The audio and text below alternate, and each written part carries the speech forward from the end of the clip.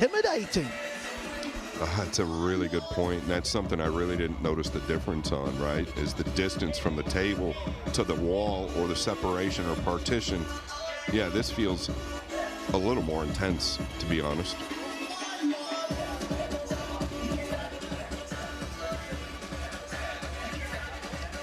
John Lehman has the pleasure. Have a great match. You may lag for break. Of refereeing this final. Here we go. Nearest the top rail will go first. One thing Shane has not been great at this week is the lag. As a matter of fact, I think this might be the first one he's won. And we'll break the first game.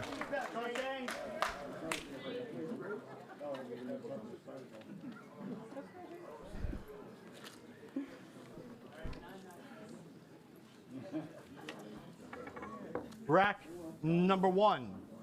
Mr. Van Boening to break. It's a race to 13. Here we go.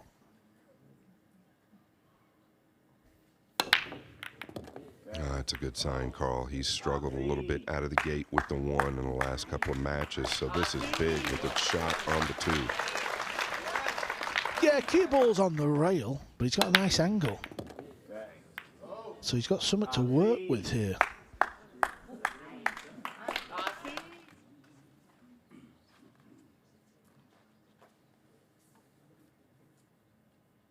Yeah, does he just cinch it and come right of the 4 here? You can play the 4 in the lower left or in the left side. Yeah, like so. Yeah,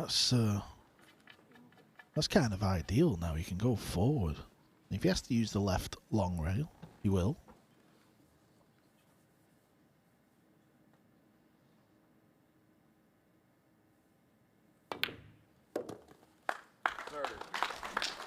Very good at that shot. The stun run through just means you can put a cleaner strike on the cue ball. Cue ball stops and then moves forward. He's ideal here.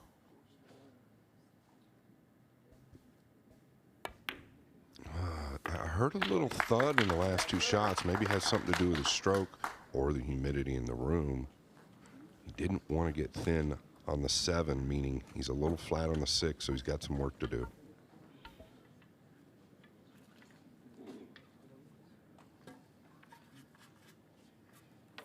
Yeah, he definitely had that vibe of a bit of a skid, didn't it? He's okay, though. Go forward, I think. Yeah, 2 rails. Yeah, you just don't want to get thin here, do you, Carl? He's got to be able to pull back and beat the left side pocket. I think he can. Yeah, that's the danger. What Scott's saying, it's when you draw the cue ball back, does it bring that big pocket in? He's down pretty quick, but he's back up. It's going near the left centre, this. Yeah, and I think the, the room itself and the humidity, the moisture, so anytime you're striking down on the cue ball and you know the room is soaking wet or you know the humidity's happening, it tends to play a little bit of a trick in the back of your mind. So he's got to put a real good swing on this. Cue ball needs to settle down. Well, if he'd have found the rail, he'd have been in a little bit of trouble. Now he can swing the cue ball around the 9, play for the 9 in the right corner pocket.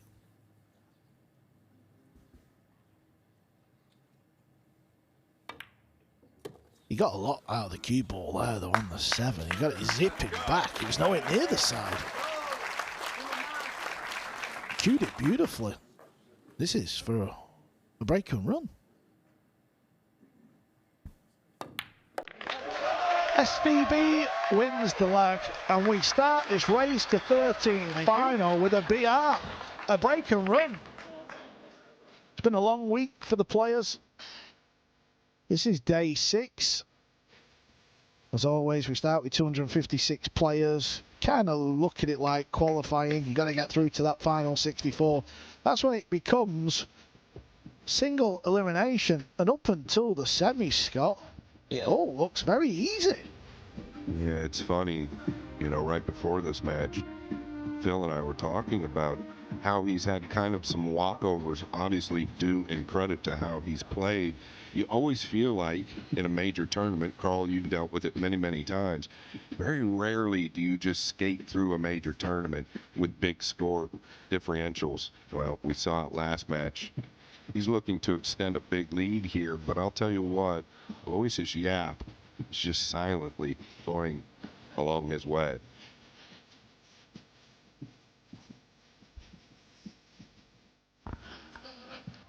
Yeah, Van Boening will have met Yapp numerous times over the years. He knows what a cool customer.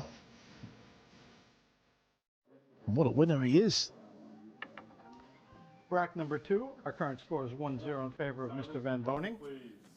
Mr. Van Boening to break. The customary phone goes off. That's been a trend all day.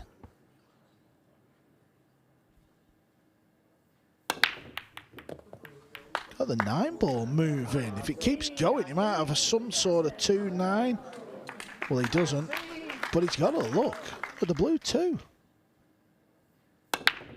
Yeah, Carl, he's really picked the speed up on the break shot. Doesn't look like it goes past the 8, does it, Scott? So he's got to probably shoot it up into the far left corner, you would think. He's got a bit of an angle. Yeah, so what? You've got to kind of, as Jeremy would say, thump this, right? And just get off the right long rail with the cue ball.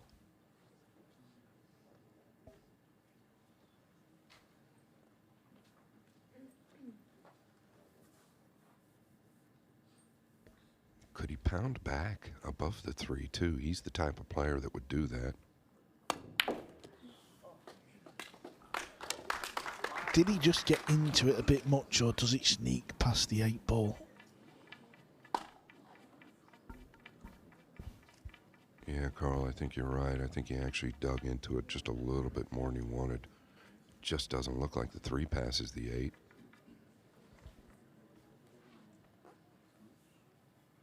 I think he goes off the top jaw Attention called.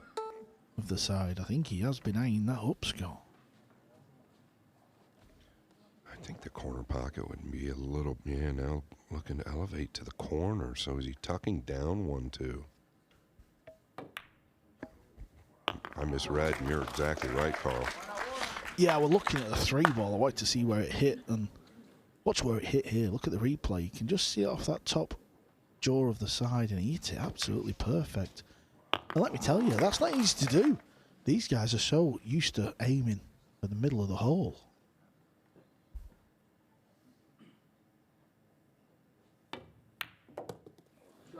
Yeah, it's going to be a 5-9 combination in game number 2.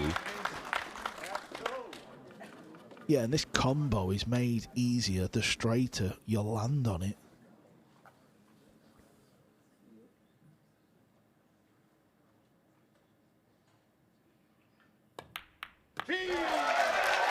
Back-to-back breaker runs for SVB. He's opened this final up with a 2-pack.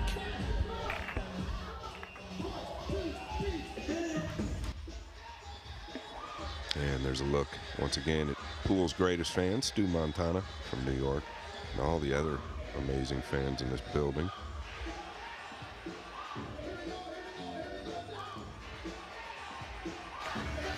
This is Aloysius Yapp's route through. As you can see, a lot different to his opponent. Tough draw in the last 64. Roberto Gomez, 10-7. And he beat Donnie Mills, the Florida local lad. Naoki Oi, Max Lechner. You remember the 8-ball Lechner missed at 9-9 in the quarters. Yeah, that's the match that sticks out to me, Carl, right? Obviously, Yapp knows he didn't have to be here in this position, but that's what you've kind of got to do to get to a final. You've got to get lucky at times and play good. Yapp didn't do anything wrong. He was up 9-5, and Lechner come right back on him. Yeah, and then of course this first semi-final today against Mickey Kraus, both semis. Bracket number 3, our current score is 2-0 in favor of Mr. Van Boening. Mr. Van Boening to break. Yeah, both semis offered up real drama.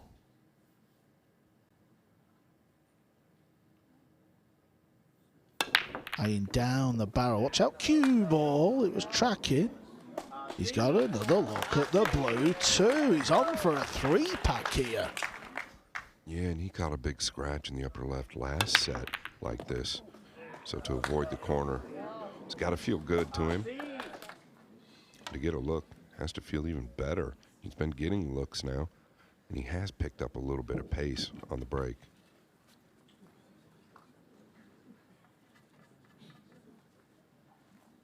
Really, Carl, this is all about getting on the 4. Obviously, he's got to get the 2 down, but if he gets good on the 4, everything looks nice. It's one of them. Can he hold it by cinching it? Looks to have a steep angle, so he might power this in off one of the rails. Yeah, he had a big angle, so it's just better. Better for the player to use a rail there. Still got a bit of work to do here, by the way. Yeah, he's got a lot of room to work with, though. I think anywhere out in the center even works. I was initially thinking the right side of the table, just naturally 2 rails down. We've not seen this at all this week. He's put the extension on the cue. Yeah, it creates a little bit more power through the cue ball. Not that he needs it, and I think that's the biggest key that he's recognized this week without the extension, is that he gains so much power with the regular cue.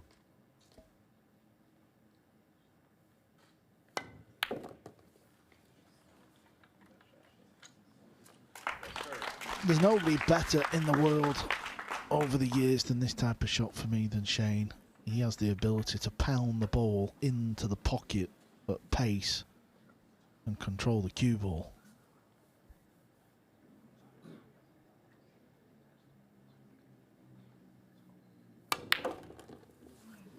Like so. Yeah, you just can't hit it any better. I mean, you're exactly right, Carl. I don't think anybody amps up at that shot better than SVB.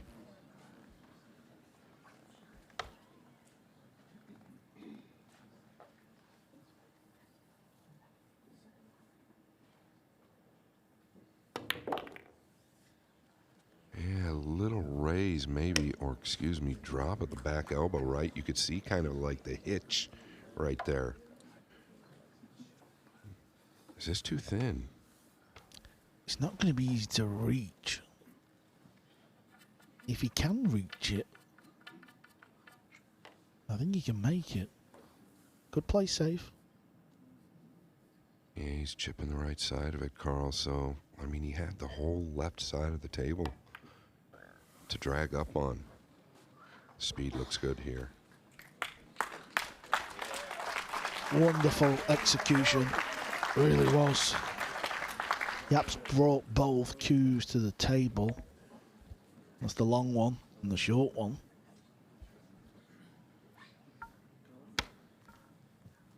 Yeah, and you can't see any of the green 6, so it's either a kick or a jump. Extension called.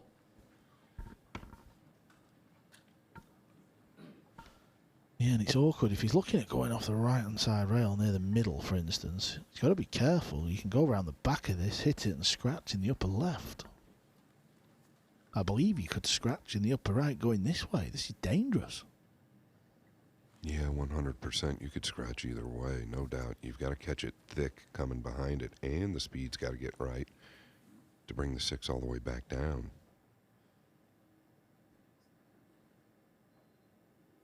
Trying to play the kick and stick. Oh, that's nice. That's really good. It's actually a little bit unlucky, Scott. If he misses the side, probably goes safe. And Shane appreciated the effort. He tapped the table with his cue. Yeah, he hit it absolutely perfect, right? These guys try to either luck the 6 in the side or get the distance. He caught the point. He hit it so good. But look at the cue ball's finish. I don't even know. Does Shane take this on?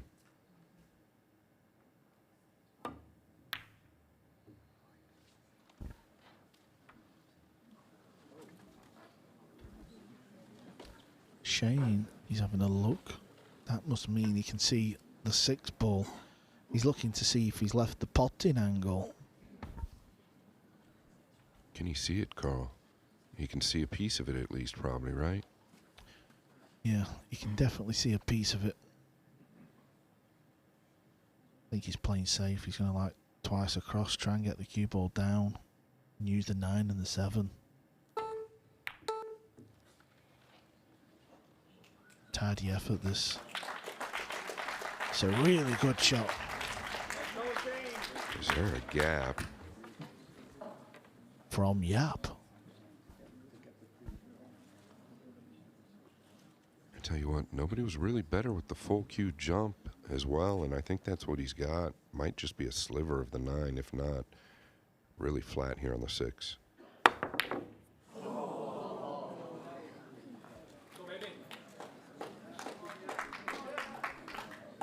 Look how close 6 is here. You could tell he actually felt really good about it, right? The way he hit it. He wasn't off by much. First look at Yapp. Possible combo on here. 7-9. This shot will tell us that's what he's playing for. Not. Under hit it a little bit. He's very good at this shot though. Getting a lot out of the cue ball.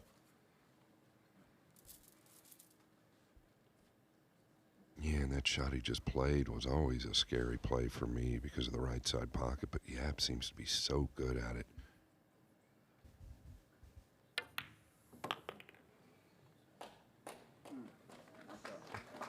All right. Barring any miracle, Yapp going to get on the board.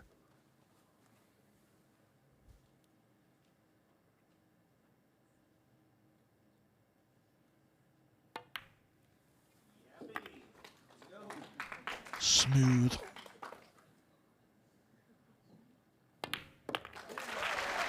That's what you think of when you talk about Yapp, the smooth lefty. Thank you. So this is the Florida Open. There you see it. We're in Orlando, the Caribe Royale. Then the players, most of the players are going to go to Battle of the Bowl. Myself and Scott and Phil Yates will be there. And then straight after, the US Open, August 18th through to the 23rd. It's green jacket time, and we're going back to Harrah's in Atlantic City. Then we're going over to Asia, Vietnam, October the 7th through to the 12th, the Hanoi Open. And then we're going to see Asia take on the rest of the world. The tournament's been changed. OCSVB and Shaw partner up there maybe. 16th through to the 19th in Manila. Then we'll stay in Manila, 21 through to the 26th for the inaugural Philippines Open. And then we're going to finish off with the big one, sports biggest party, Track number 4, the Moscone Cup. 2-1 in favor of Mr. Van Boening. Mr. Yapp to break. We're going to get a look, first break here, from the lefty.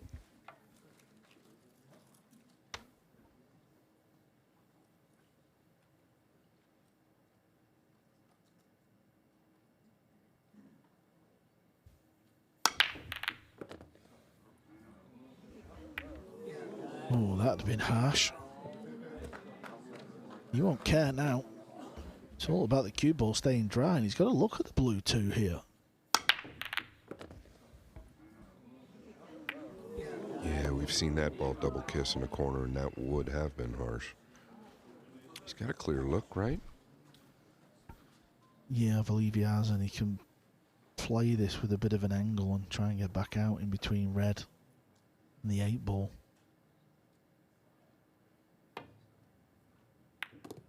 He's so aware of not catching that ball too thick. The speed on the cue ball there, much more difficult than he made it look.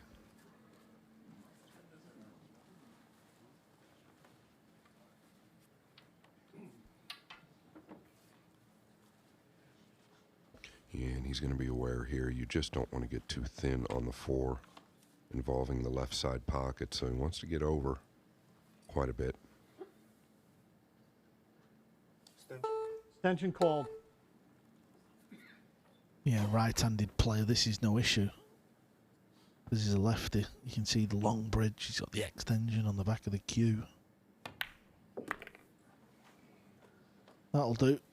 Let's come over enough.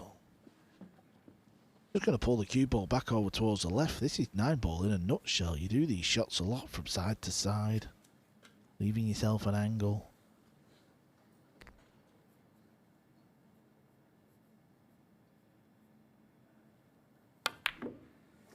Well, looky here, Carl. He pinched it, right? You can't do that here.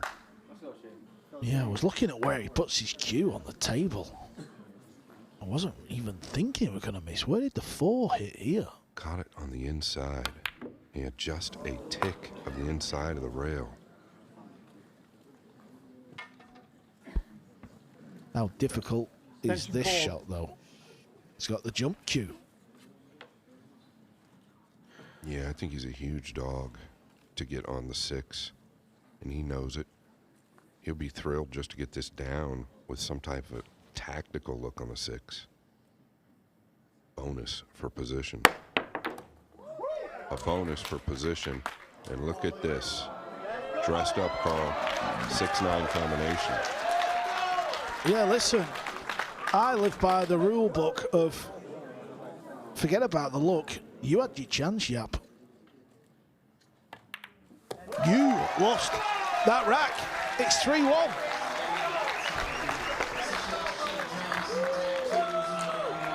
Thank you. Just shows you at speed, you can't afford to catch that rail. Gotta hit him a little cleaner. Yeah, you do, but my goodness, what a jump shot he just came with to get out of that corner pocket. That ball was extremely deep, so accuracy at an all-time high.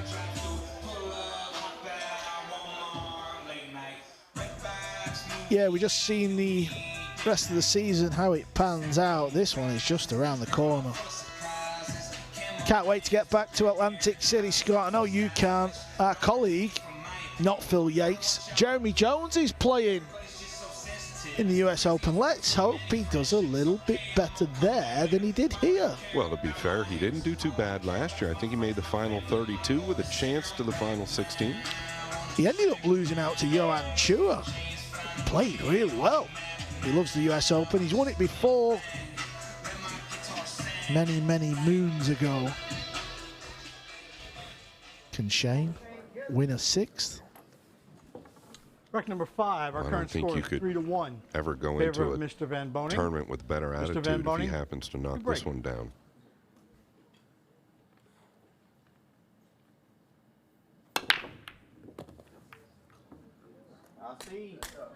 Two balls found the center of the top rail.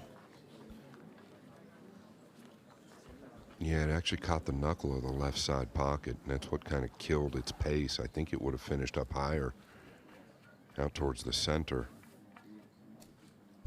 And he does have a lot of options here. I think the red 3. Looks like he's gearing up for something else. I think you've got to use the 3 here, right?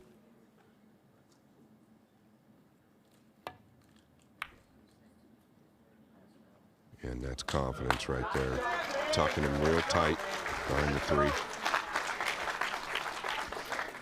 It's a shot that we see come up time and time again. You could have that one in the locker.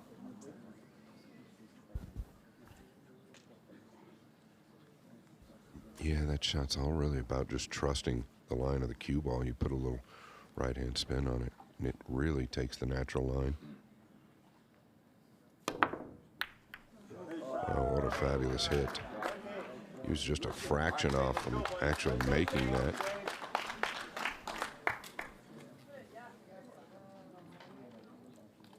Shane quickly down. Yeah, I was going to say he's probably going to get off this ball.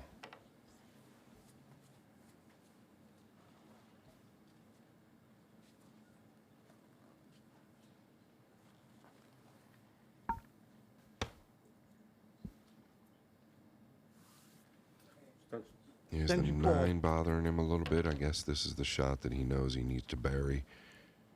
And we just saw Yapp miss something similar, right? Catching it a touch thick.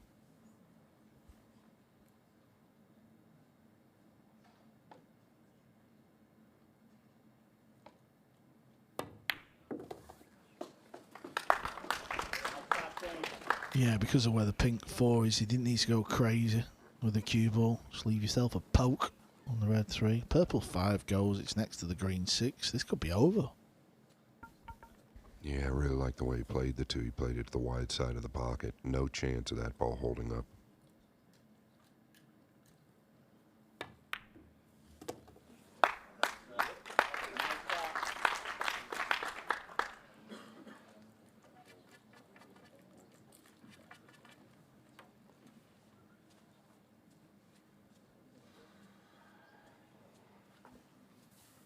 Don't know if he can hold it or does he have to go forward with high left.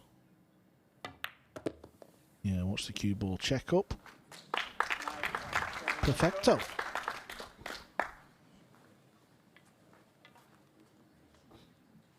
Yeah, he's looking short side. I don't know if that's what he will end up doing. The 6 to the lower right. I think it's a little easier to the 7 from out towards the center, but we'll see what he does. Yeah, that's what made sense. Yeah, he slammed his chalks. He wanted an angle. He wanted to play the 7 in the same hole. Now if he has to go forward, he's got to be careful with the 8 ball. Just wants a cue ball on the back rail, really. Yeah, that would do. Not sure how much of an angle that actually is. You may see him stun up into the 9 here. He doesn't have to go crazy though onto the right. You can afford to go to the left at a good pace. Still have a shot. Yeah, it's one though that can make you a little apprehensive, right? You know you've got to catch a piece of the 9. Oftentimes the back arm just tends to seize up on you just a bit here. Yeah, like so. Now he's thin on the 8. What amazed me is how hard he played it. I thought he'd have played it a little more delicate. Well, the same shot onto the 6, Carl, right? He amped way up, way overran his mark. Just love the way he's approaching each shot, though. You can see he's giving it his all. Cue ball's going around the world. That's not bad. It's going to be a bit of distance. The old mid-ranger. Yeah, he just looks ready for this. He has since day 1.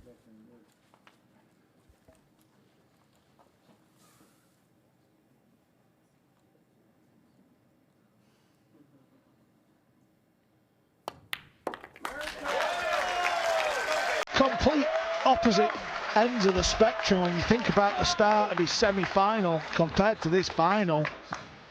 He's forward up here.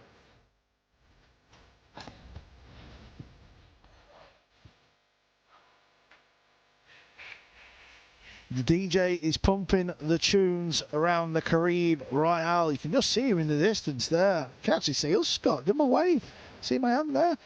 Get your hand up, buddy. Come on. That's what we're playing for. $40,000 to the winner. Runner-up will walk away with 16. Mickey Krause and Chang Yulong have walked away with $10,000. But it's the golden palm that they want.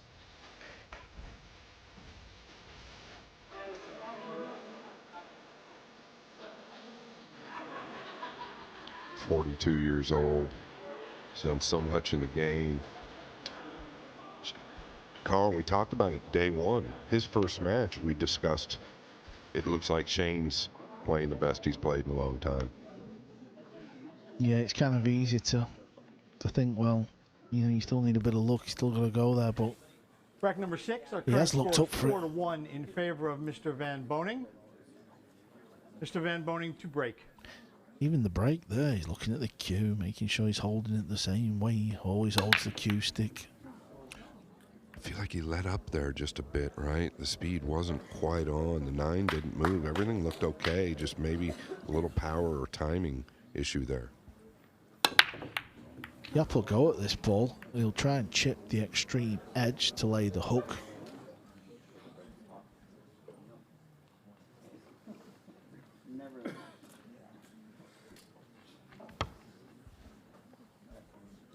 Yeah, like Carl said, he's going to probably try to clip The right side of this one, the problem is if you catch it at all thick, I think the cue ball swallows up into the top right. He's looking at rail first into it. Any way you slice this, super tricky.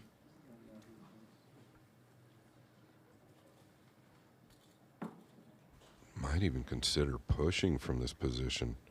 It's so tricky. Unless you really think you can beat the scratch going into the one first.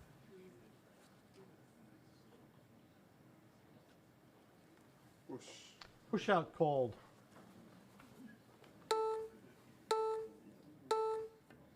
Yeah, he doesn't like it, so he's decided to Van play Boening, your option? the push. Puts him straight back. Yeah, so he's going to take on the rail first, I think, Carl. I don't know, unless you think he can get 2 rails behind this. But the problem with the rail first, to me, it just looks like it could scratch still.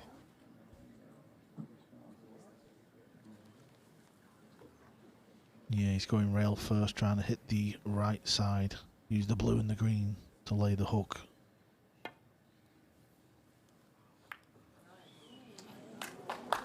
Just hit it a little bit too thick, that was all. He could be in jail in a few moments' time.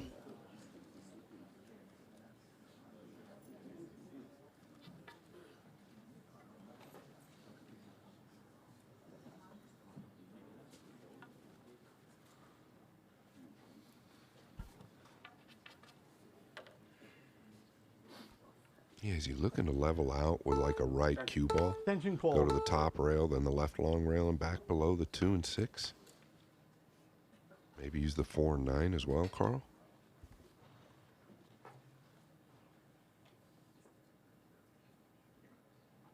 I think he's trying to get the cue ball behind the 8. Yeah, I think he changed his mind. Oh, it goes. How about that? Oh, wow. As if he could pop that ball. Oh, he's been unfortunate here. He took a gamble. He does that a lot. Kind of don't mind it. Sometimes you just got to make the ball and hope it's your day. And sometimes it is. Sometimes it isn't.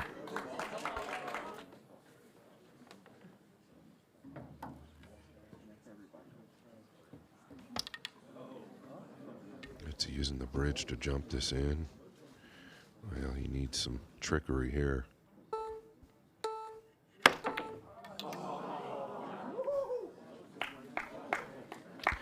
It's not a shot that comes up often. That's why it's a low percentage shot, just because the pros don't really do it that often.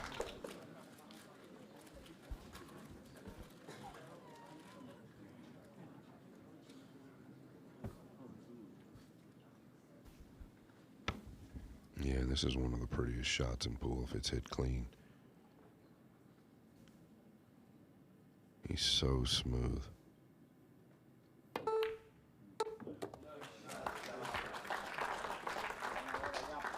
Where's the next pocket, Carl, for the 4?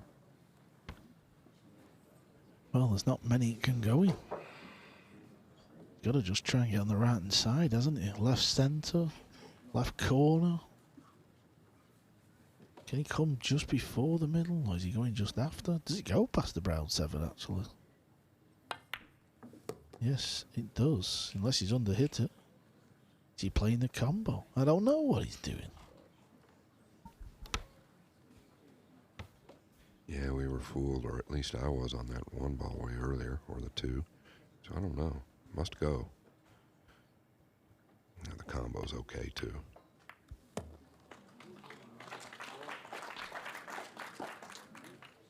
Has he just landed a little bit awkward on this ball? Yeah, a lot of bit awkward, maybe. Yeah, so awkward, in fact, that he's looking at trickling down to the short side of the 5. This can get funny. He needs to get through this ball. A lot of times it's easy to let up, end up way too steep on the 5. It almost looks like from here, though, Carl, you can pound it and get out.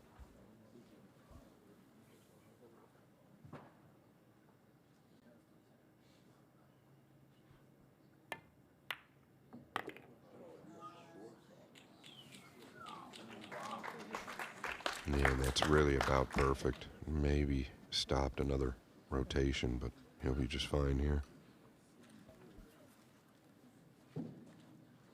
Yeah, that's absolutely perfect.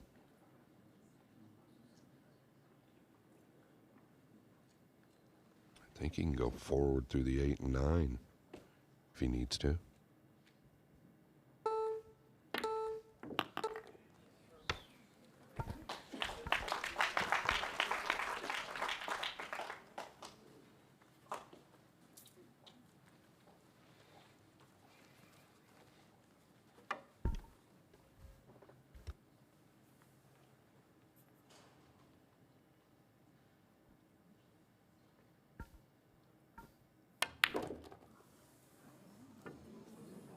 Okay. Not happy with that one. Yeah, he's acted like he threw his hand up. He's acted like he's snookered himself.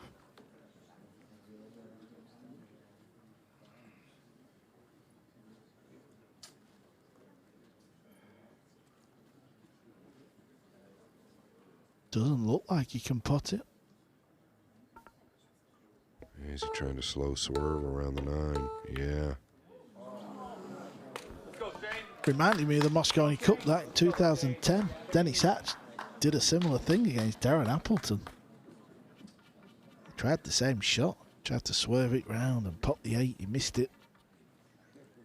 And it was a big point in the cup.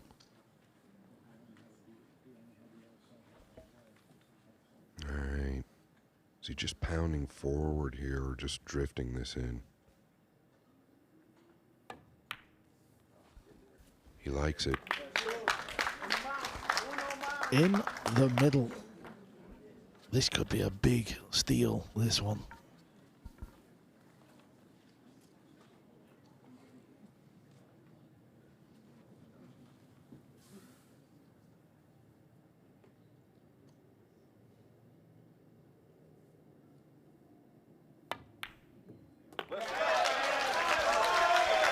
Pinch the rack at the very end. What has Yapp done there? It's not easy to beat Shane at any time, let alone when he's got a big lead. SVB has a big lead. Yeah, I don't know what Yapp did there. I don't know if he just caught it too thick and was trying to pound out, just caught it a little too heavy and lost everything, or if he was trying to come all the way back.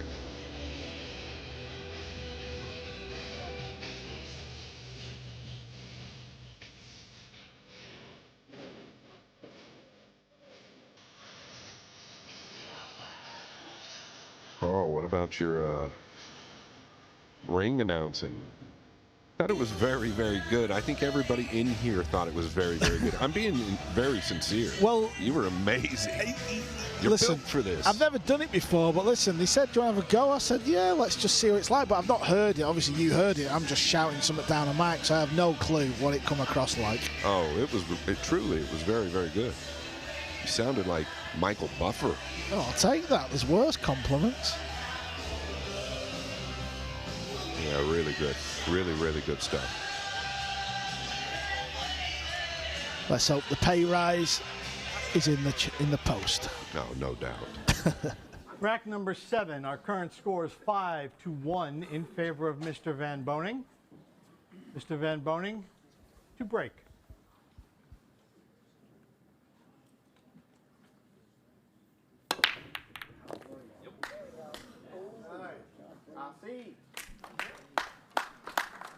Got the balls moving. That was hit with some power. He's the type of player that really likes to run with the momentum. If he feels anything aggressive here, like a cross side or chipping it to the lower right, he might take it on because he really wants to punish Yapp for the mistake he made last rack.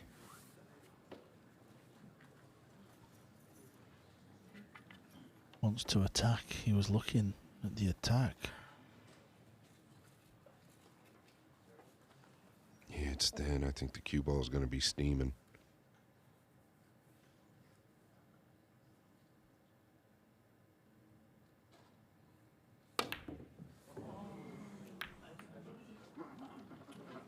Yeah, I kind of touched on it, right, Carl? Sometimes he tries to push the issue, but listen, that's what makes him who he is. Whereas one Federer Gorst, I personally believe Federer's going to cinch somebody up right there and play the percentages. Shane plays the momentum.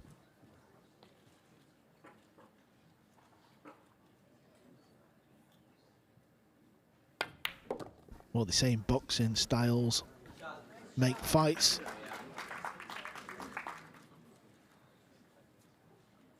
Yeah, it just doesn't always go your way. Yapp was drooling for that opportunity.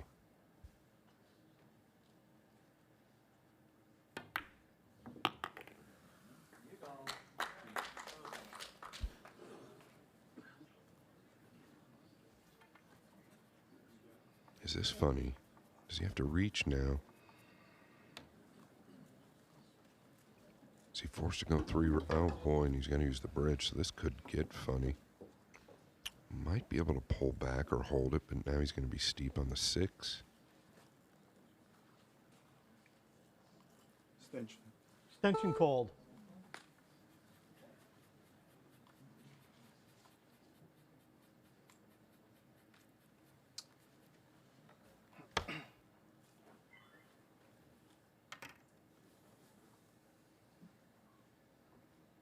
He's leveled out. Is he going 3 rails here? No, it's as good as you could do from there. Yeah, with the bridge as well. Not scared of that gadget.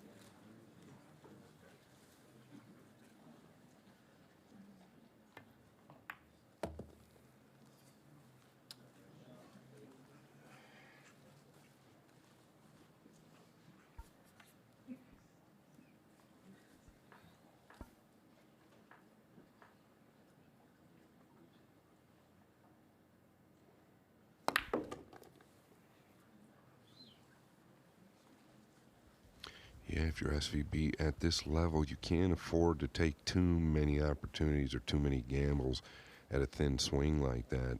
This guy will punish you.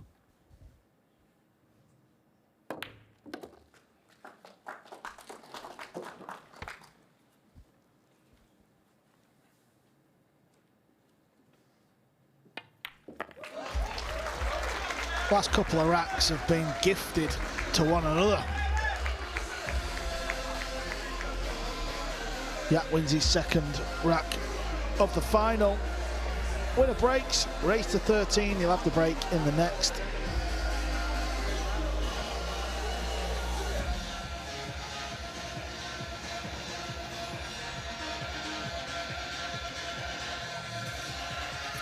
MVP last year's Reyes Cup. Yapp was. He played beautiful. He really did.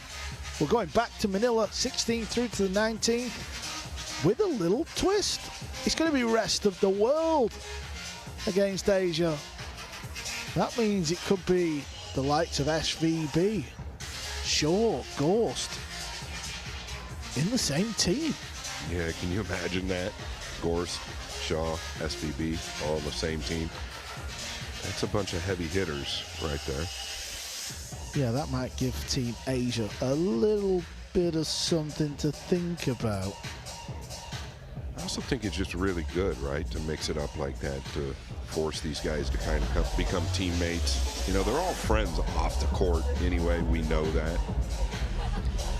Yeah, after the Hanoi Open out in Vietnam, the top 3 on the rankings from Rack number Asia 8. and the rest of the world will be in the team. 2 in favor of Mr. Van Boening.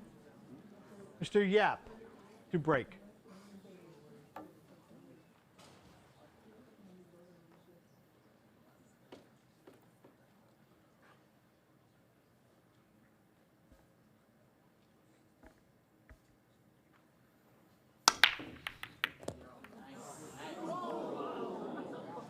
Where's the blue 2 gonna finish? We nearly had a golden. Yet to have one in the final. Yeah, Shane almost got punished for the gamble he took on the 2. The 9's so close there. Does he have the corner in the upper right? I think he can smooth it in. think it's just right.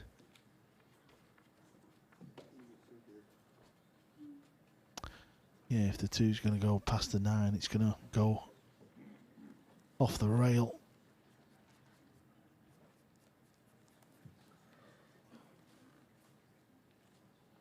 A little pressure taken off this shot though, right, Carl? Because you can kind of naturally tuck behind the 8. Obviously, you still got to hit it pure. And that he didn't do, so he was coming back behind the 3 all along.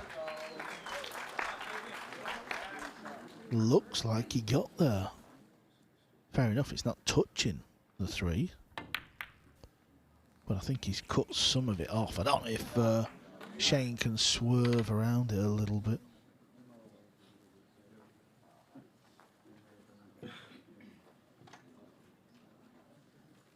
Well, he's gone back for the jump cue, you know. Brought the short cue. He's going over the edge of the ball.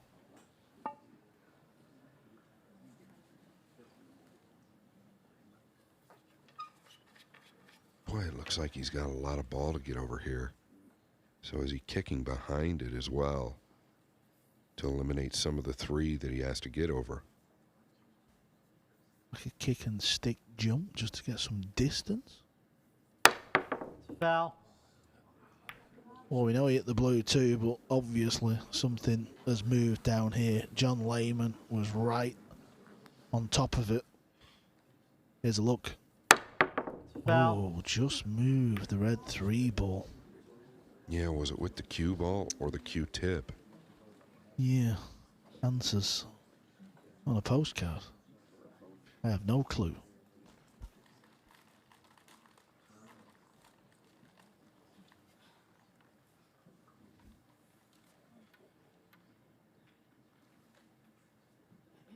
Yeah. Yapp likes to do that. He likes to use the cue ball to go forward with the high ball. Can't blame him in that position. He'll never find himself on the rail that way. But now he's still got to do some work because of the green 6. I think he's got to draw out 2 rails here unless he wants to just take a little longer look.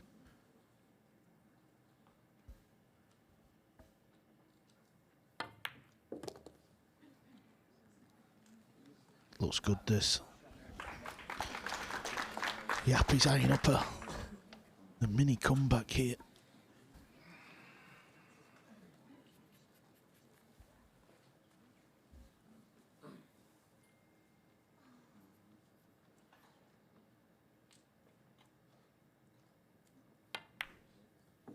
Yeah, just wants to get past the 8 here and hold. That's going to be perfect. He's going to punish Shane for taking a whack at the 2 ball. Yeah, what's the punishment going to be? Sometimes it costs you 1 rack, it can cost you 3 racks. Sometimes it doesn't cost you anything. At the minute, you would think it's going to cost him 2.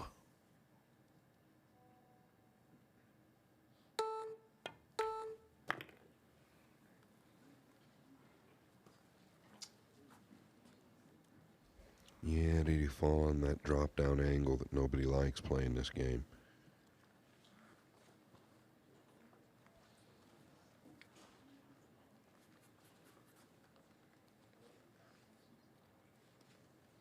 Forced to draw back here. Would be thrilled to be right where he's at now.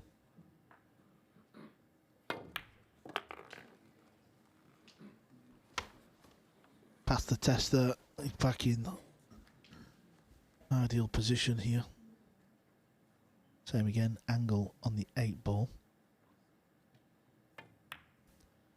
That just means you can get back over for the 9, make the 9 unmissable.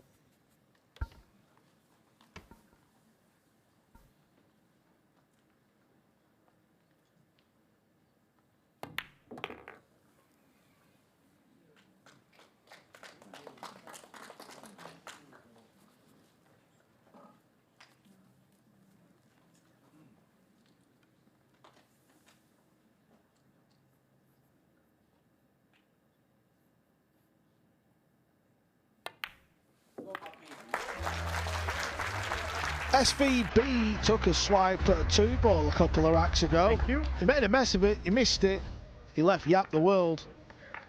He's been a spectator since, it's cost him 2 racks.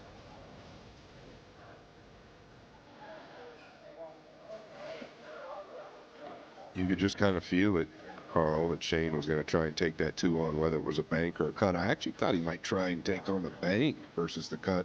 Carried pretty good position. But he even caught the 2 thick. Just imagine catching it thin. He could have scratched in the upper left, but it's all about what Yapp's going to do now.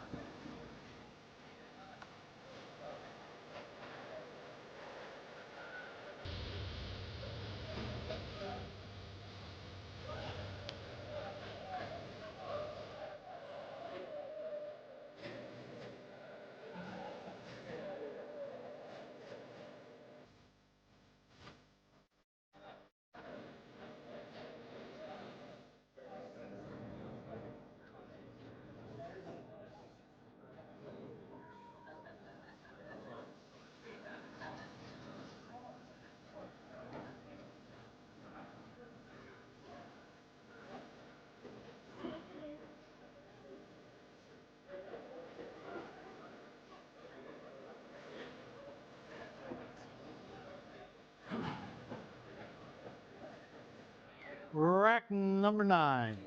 Our current score is 5-3 in favor of Mr. Van Boening. Mr. Yapp to break.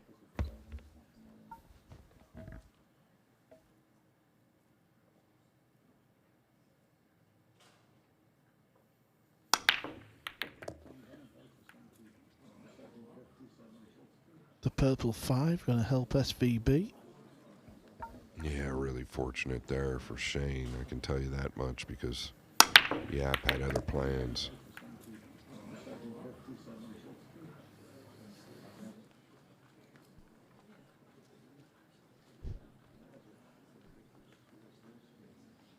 Where do you go here?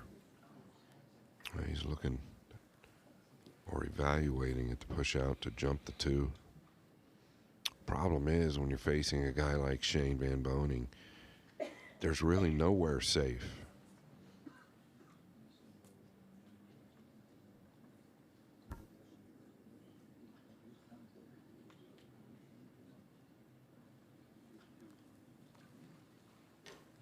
Yeah, the lower right side of the table he's a little concerned about because you see the cover that's potentially there with the 7 and the 5. Is he just going to take the jump on? There might be value to it instead of giving it to Shane. Extension called.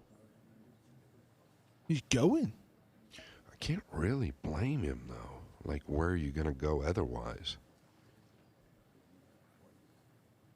I don't know. There's a lot more distance now between the 5 and the cue ball than I thought at first.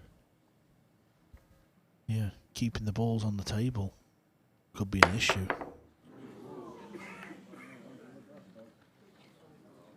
Okay. Wasn't the worst of an effort. He got close to the pot.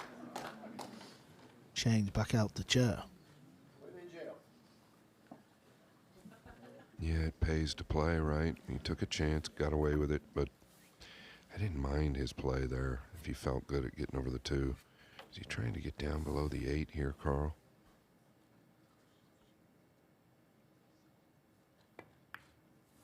That's the plan. He knows the 9's there as well. And also, usage of the purple ball.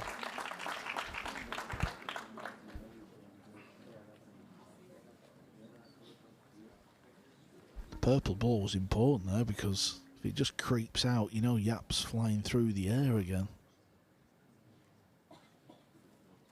Yeah, and I feel like the upper left corner, once again, if you catch the 2 wrong, it's available for the cue ball.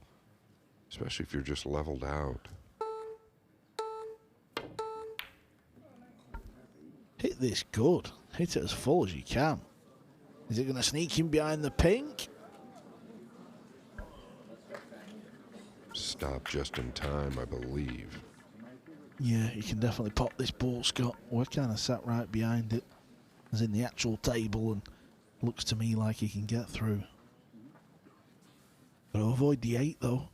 Yeah, and the 6, right? So if you avoid the 6, do you hit the 8? It's just got to avoid them both.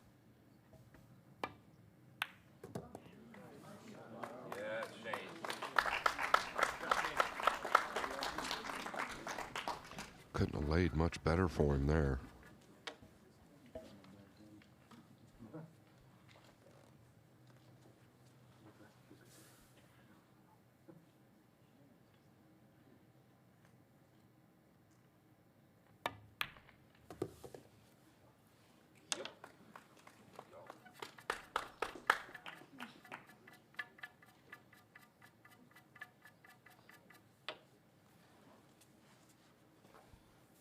Familiar sight of when Shane chalks his cue. He even does that unique. Oh. Yeah, he's gotten away with this bump. I think, Carl, he can land between the 8 and 9 anywhere on the right side. Yeah, he got into that, didn't he? He was trying to miss it and play for it in the centre. He must feel this is a big rack. Extension called.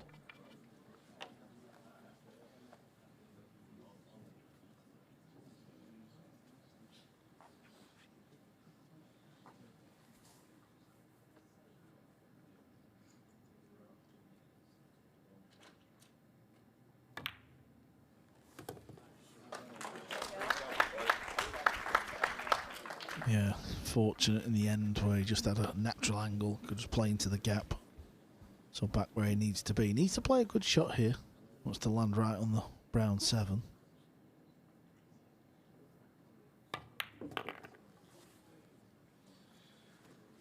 It's not great. No, now he's either got to pound around or draw out.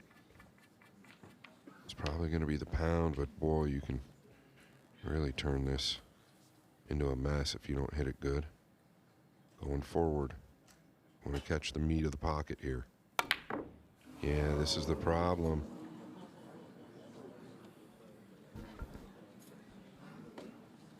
Jeremy often talks about the short side, the little, you know, where the gap is on the right hand side of the 8. Could he drawn the cue ball over to that side? Yeah, I think he was a little thin to get back to that side of the 8. I was looking at that as well, Carl. Playing off the edge here. Playing safe. Oh, he's gone for it. And I tell you what, this is Yapp's shot of the match. How did he hit it? Yeah, what a smooth criminal there. My goodness gracious, what a hit. I thought he was ducking.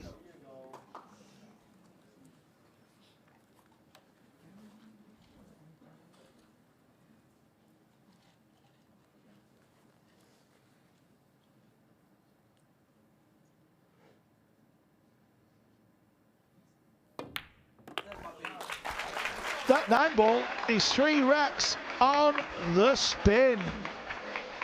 How big of a mistake could that be for Shane? Kind of come from, well, I say no way, lost position. He got back in position, had to pump the brown 7 in. He rattled it, and Yapp nicked it. He's back to just 1 behind. It's 5-4.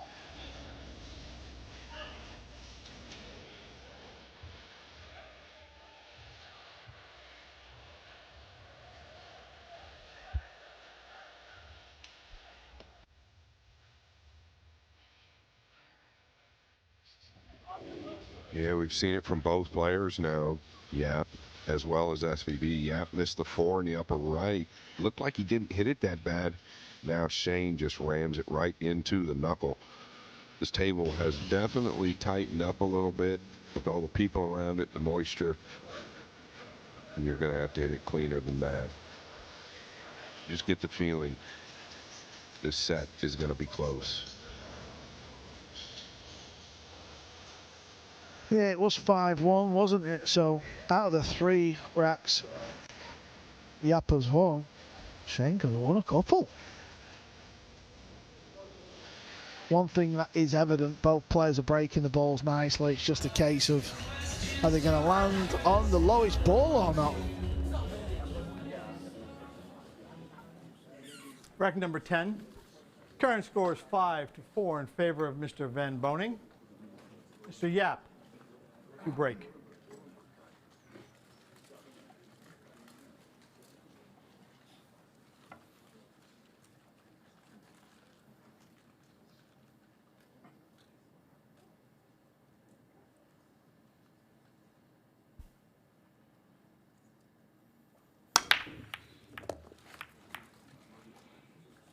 2 ball. He's going to dress up. This could be big punishment coming up here for his opponent. Yeah, and I feel like he hit him a little firmer than he did last rack. He's getting better spreads, in my opinion, too, Carl. Definitely not hitting him real hard. Nothing like Shane is. Needs to get this shot right. You can see there with the camera angle. He does have an angle. He can go forward off the rail and back out. He just needs to decide where he wants the cue ball for his next shot. Okay, he's coming over. Got to find some gaps here to get on the pink ball. Yeah, the 5 looks like a big ball here. So he's either going to come above it or below it.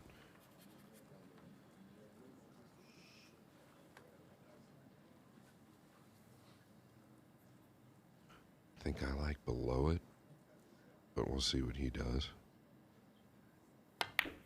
Well, he's coming above it because the 9 isn't as big.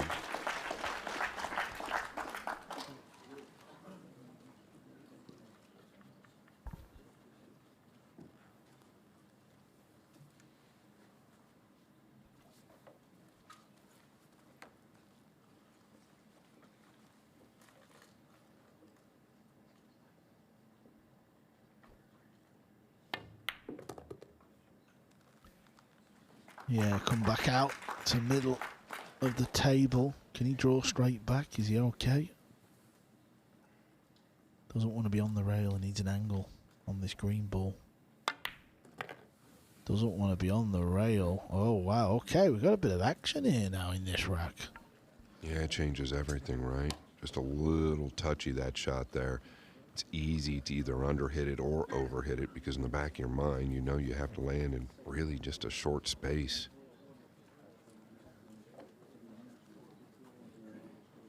Yeah, now he's got a decision to make.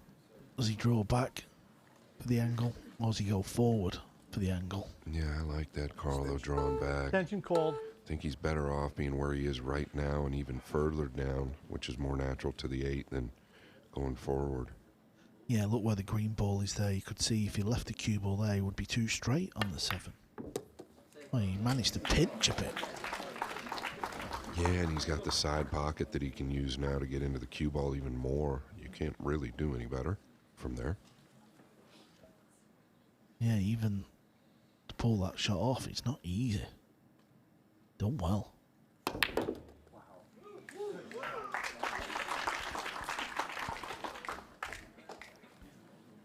This is just like Shane's semi. Shane was 5-1 down. Yapp was 5-1 down. Yeah, Carl, I actually believe Shane was 5-0 down. But it's still the same thing. Now, yeah, about to tie it up.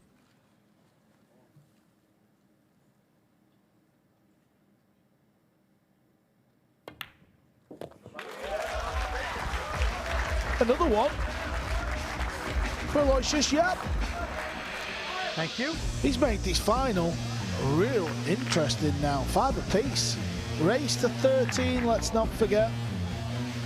We've added another couple of racks onto the final to make it a little bit more interesting. What will Shane be thinking sat in the chair?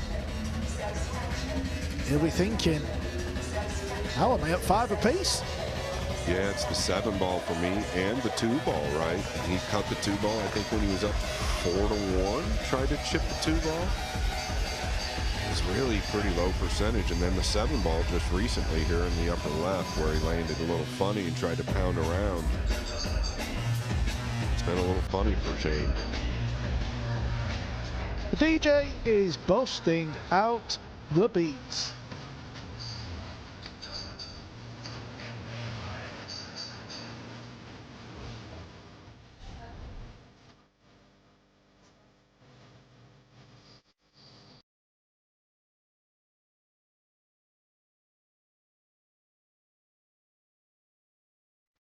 Let's go. It's 5 apiece. Aloysius to break. Track number 11, we are all tied up at 5 games apiece. Mr. Yapp to break.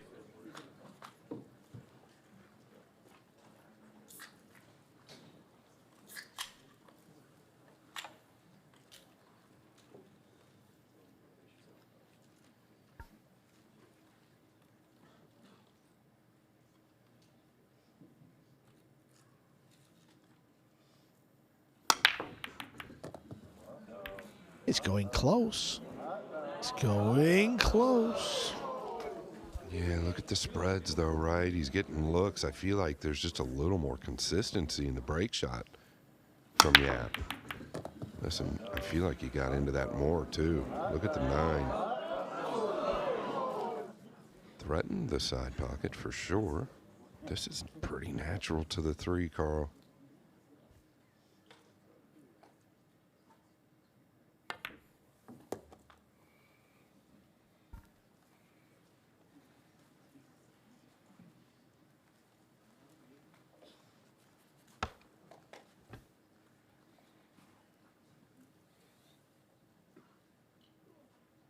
You'd like to get all the way over to the right here. Yeah, a little funny now. Not saying it's a real problem.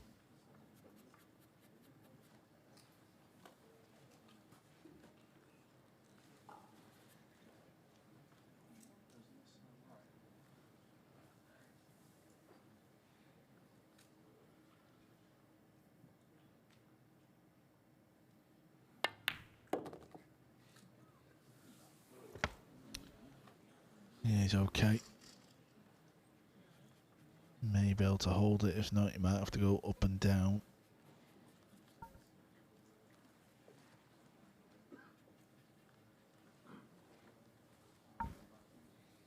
You just didn't want to get too thin on the 6.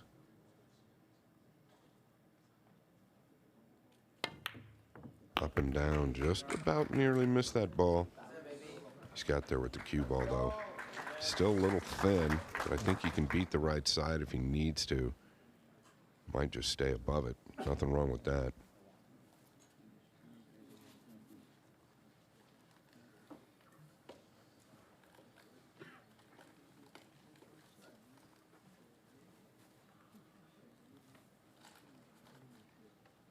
Yeah, what is really going on? SVB with a 5-1 lead. Attention called. About to be a new leader in the clubhouse for sure.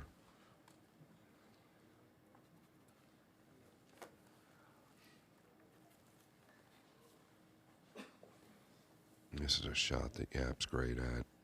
Really knows where the cue ball's going to this right long rail. Never seems to be worried about the side pocket.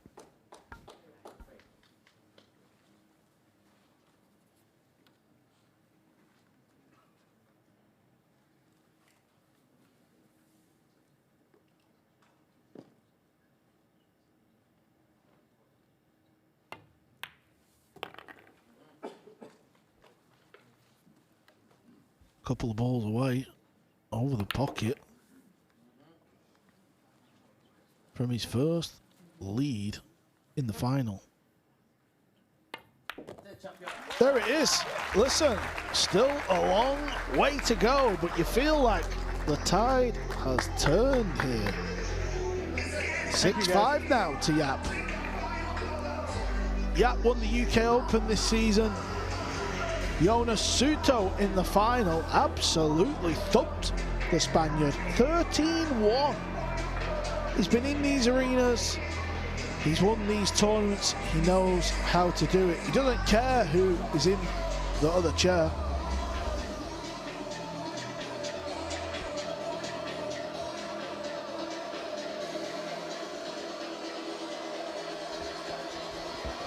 I just saw the shake of the head from SVB as well. Not that he's in a negative mindset, but the key to his strength this week, in my opinion, is he's not really let anything get to him. And I don't think it will going forward. He was trailing 5-0 last set to come back. There's going to be some ups and downs in this match from both sides. It's race to 13.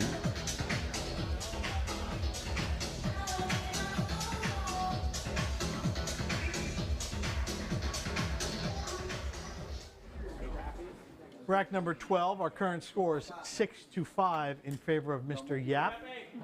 Mr. Yapp to break. Yeah, the crowd has got a little quieter in here the last 10 to 15 minutes. That's because it's all been Yapp.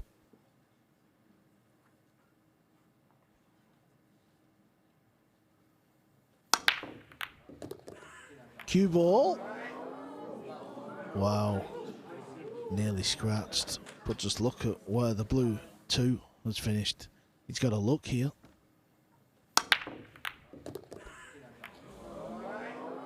Yeah, it was off the black 8 right there. Carl pretty natural to the 3, right? Just bury the 2. Obviously the pocket hampering him a little bit, but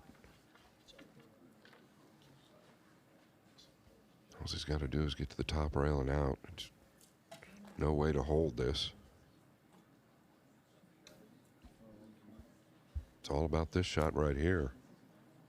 And that is it.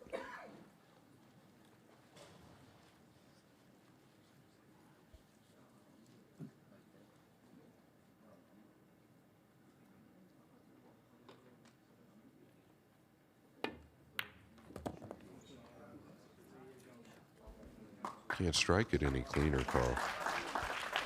Yeah, cue balls come off one rail, landed perfect. On the red 3, pink 4 will go down the rail. 6 is over the hole, they're all there.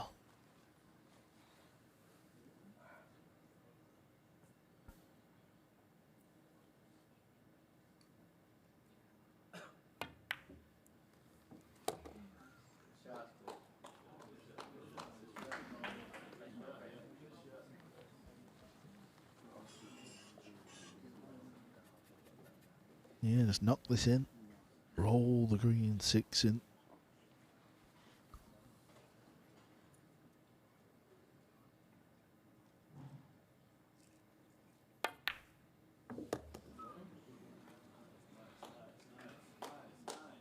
Thought he'd have just played a stop shot there. Drew it back. Again, looks like the cue ball's going to go forward now. Yeah, it was a little odd. He could have just stopped it and been on the other side of the 6, so that didn't quite make a lot of sense to me. Extension called. Is he forced to come to the bottom rail now? I mean, the 6 is literally in the jaw. Yeah, that was my initial thoughts. In fact, I didn't really give it any thought. I just thought he was going to stop the cue ball. Especially if he wants to get closer to the 7. Oh, is he just pulling it out a bit to the left? Okay.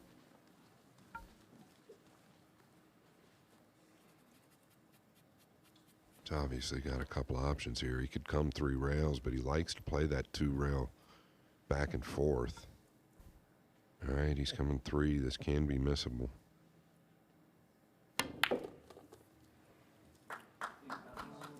Needs to go. It got there. It went. It did go.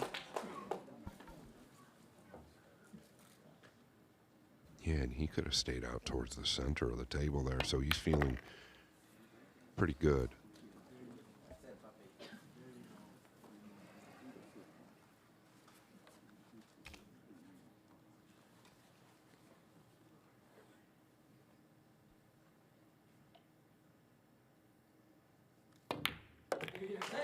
From 5-1 down in his second Open final this season, Yapp takes a 2-rack lead. It's now 7-5 over the American.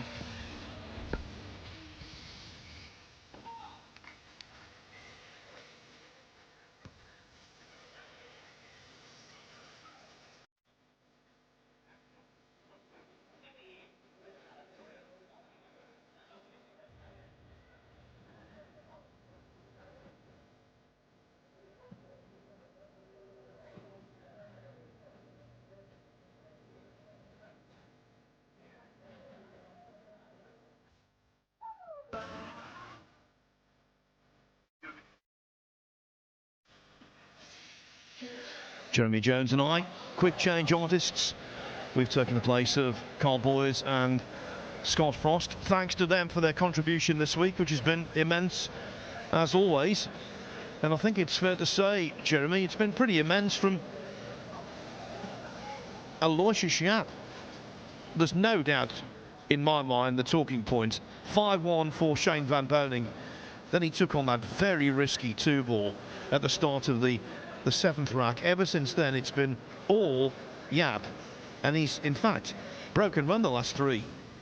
Yeah, and then, like I think it was Scott alluding how consistent the break is, and really how that's just kind of how we have labeled Yapp. But I think we got to up that a little bit. Of Mr. Yapp. Mr. Yapp to break. Let John finish there, but he's so good between the ears percentage-wise, but now has just improved the break, the long ball. He's one of the best jumpers in the game, and he's getting used to this final situation, which is, you know, probably the most important.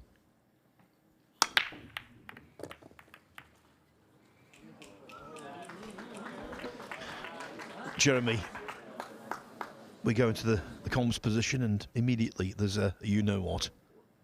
Well, I wouldn't say that just yet, but the 4-5's a little funny. But this is what I'm talking about. When he gets looks, we talk about on the 4-inch pockets a lot. It's the guys that get out when they're open, and then, you know, the real special guys get out when they're tricky as well. And he's one of those guys that do both at a high rate. I'm interested to see what he does with the pink 4. He's got options the way the 3 lays. He's got such good touch as well. Probably something that's, I think, overlooked with Yapp. Unbeaten in the tournament coming into this final match. His 9th contest of the week.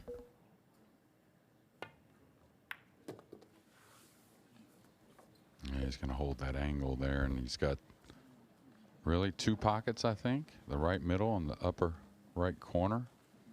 Come off this with some left English, maybe a hair stun or draw, whichever he prefers.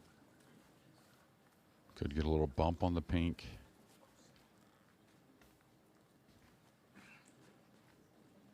And it won't be screaming around the table. It'll have a lot of control. He doesn't want a big mistake.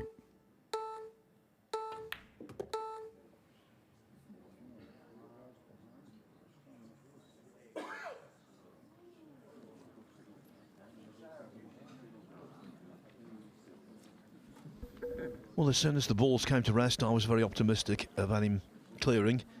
Jeremy Jones sounded a note of caution with the awkwardness of 4 and 5, and he was absolutely on the button. Yeah, and we see it fall in the 50 so often, a couple inches less. He's got the upper right, a couple inches more. He's probably got a combo he's okay with. This is touchy, though. Guess he's just going to bank it away and tuck him underneath the brown. Watch out for the 4 catching the 6, though, and slowing things down. So this is where that touch I was talking about. All right, he's going forward behind the purple, so this could sell out. And he hit it beautifully. It's been a while for Van Boening to get back to the table, and he's not faced with anything appetizing. Shane takes these challenges serious, though, with these kicks. Really wants to see something he likes. I like the 2-rail escape here. I mean, I think that's what he's looking at. Short rail and then the right long rail. Should be able to get some speed on it. There's balls out in the center of the table that can certainly help you. This is okay. I like the other better. 1 rail's all right as well.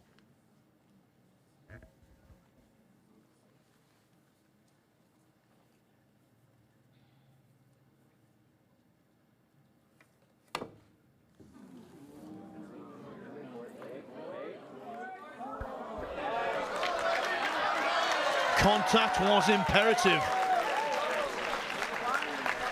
It was contact, but not the way he intended. And what's more, he found a cushion. Yeah, 4 rails right by everything and just nips the pink. He's got Yapp a little bit awkward here. I think he can cut it in and avoid the lower left corner. Now this is where you just want to stay steady. Easy to move on this.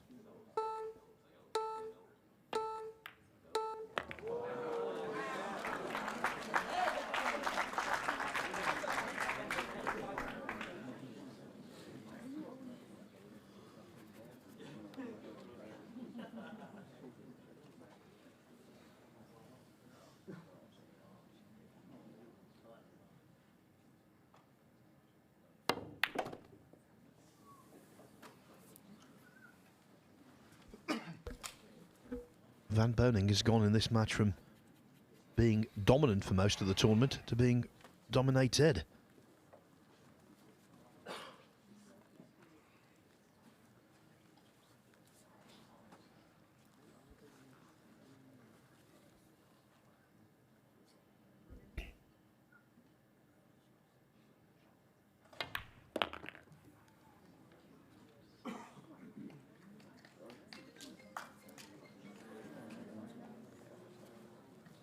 Looks like he can use the right side of the pocket and just roll forward, have a natural angle on the 8.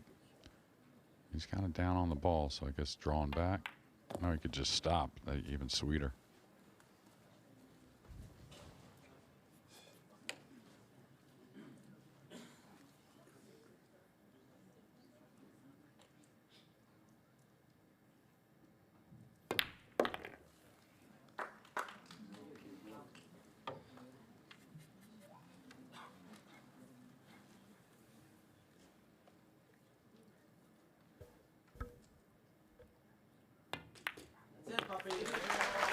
Shane Van Boening hasn't potted a ball since the 1 went in. Thank you, gentlemen. Off the break in rack 7. Since then, it has been all Aloysius Yapp. 7 racks in succession. He leads 8-5. 5 more for Yapp to complete a Matchroom major double in 2025 after winning the UK Open back in May. Then he beat Jonas Suter in the final 13-1. You get the feeling there's plenty left in the Van Boening tank. I think this one will still be close. Yeah, you would think so, though. But I mean, Yapp's just one of those guys. He's getting used to a lot of finals, like I said earlier, and you know, scraped through a couple matches in this tournament to where it wasn't his best, but maybe has saved his best for the last. And as far as Shane's concerned, I think Shane will respond. Just you wonder when he gets that chance. He's had so much success in the United States of America, has Yapp. Won back-to-back Michigan Opens, back-to-back International Open titles, the last of which was right here in Florida, a little north of where we are at the moment. He's won the Battle of the Bull in Virginia, tournament at the Sandcastle Club. Yeah, loves these visits to the USA. Rack number 14. Our current score is 8-5 in favor of Mr. Yapp. Mr. Yapp to break.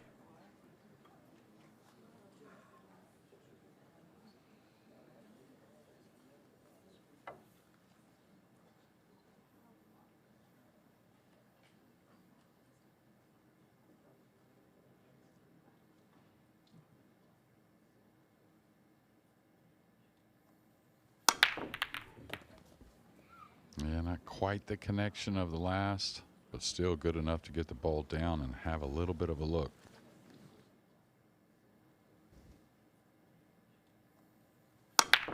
Yeah, I caught that one a little thin, got kissed up table.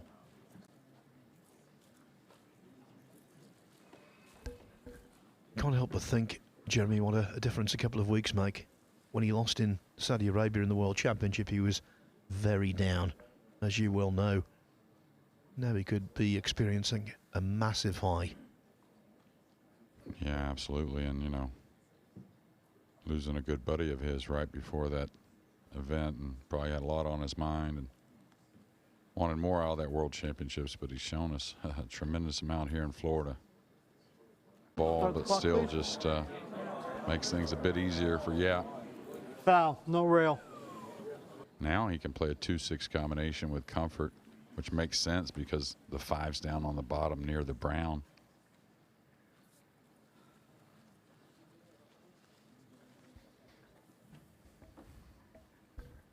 One of the hardest things in cue sports when you're on top is to stay there.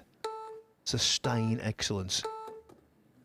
That's because immense concentration is required to keep potting balls, to keep dominating. But Yapp knows all about Shane Van Boening. He knows this match is far from won. Has to keep pegging away. Yeah, I think that's where that process and that practicing and that process really keeps you engaged. You would know more about the snooker guys in that regard as far as, but pool definitely. You can see it with the best. All right, going through on this, would have probably rather been able to draw it, but still should be okay.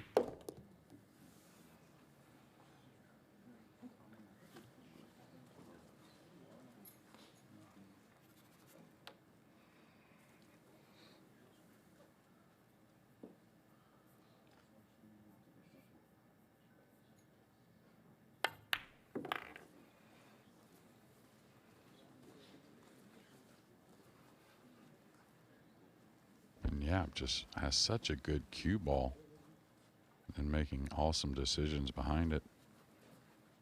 Really hard to get an unforced error out of him.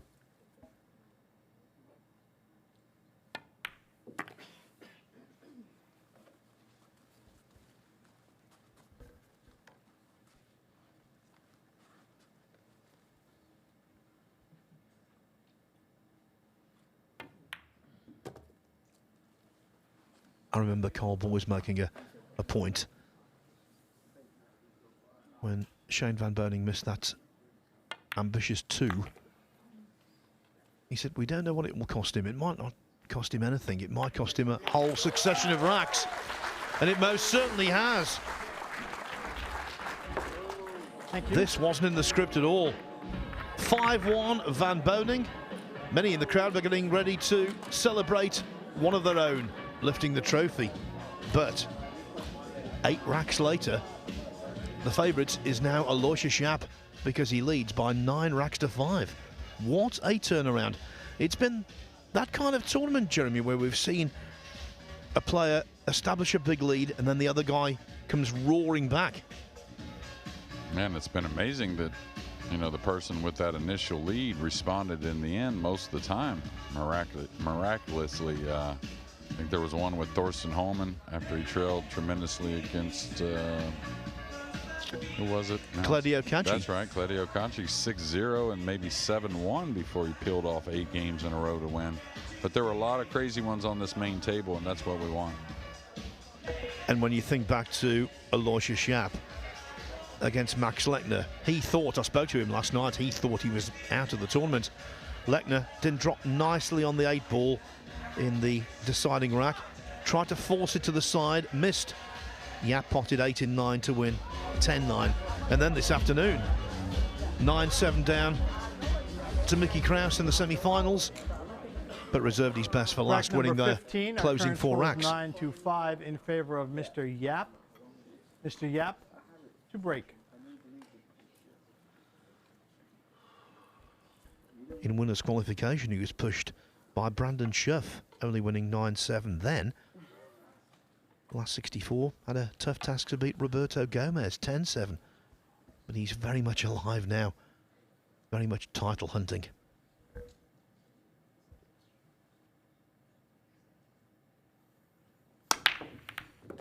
Yeah, better connection that time. You could almost even hear it. The lefty's got a nice cut shot that naturally brings him towards the red 3.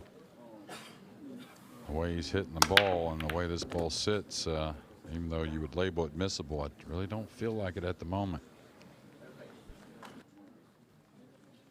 Pocket plays a little more generous, the speed you know, he's going to shoot it. Should come between the 5 and 9. Play the red 3 in the lower left.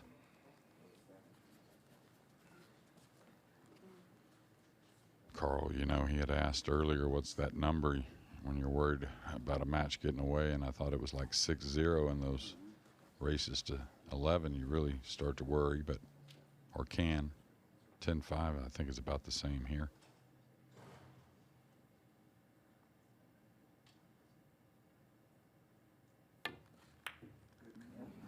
He kind of let up on it a little bit. Just to let up a little bit. Caught it a hair heavy. Now Shane's going to have to earn it with the jump cue to get started anyways. Wonder if the 8's a hair in the way, Phil, to make things comfortable. Yes, and the cue ball very close to the short rail as well. Yeah, and it looks like he's got to go the right side of the 2 and needs some speed on it, of course, with the jump shot. Watch out for the side pocket where the purple's at with the cue ball. And he'll take it. At least try to get control and see what happens. Well, in terms of potting a ball, the rot is stopped. Yeah, I wonder if he can comfortably bank the 3 by the 9 and kill the cue ball underneath the 7. Don't know if the slick table really agrees with that. May just have to float it. Extension pole. This is trickier than it looks, I think. I'm glad he's taking the time. I think it's easy to overlook one.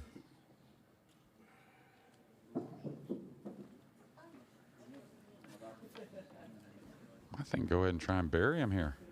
He's going to tuck it away and bank the 3 up table. Probably pretty smart here. Yeah, make him earn it. He's going to cover up the jump somewhat with the 8 as well. And without wishing to second guess, had he been a little more circumspect at the start of that 7th rack, things could have been a lot different.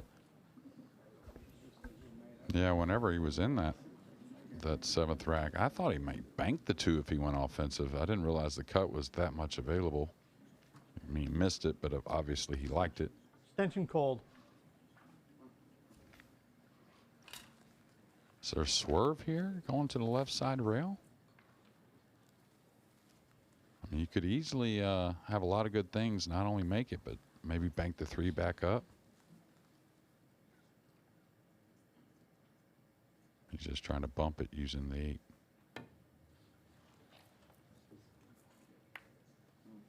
Good shot, containing shot. Really can't play the 3 in the side. I mean, you can't hit it hard enough to get position anyways, and you're not the favorite to make it.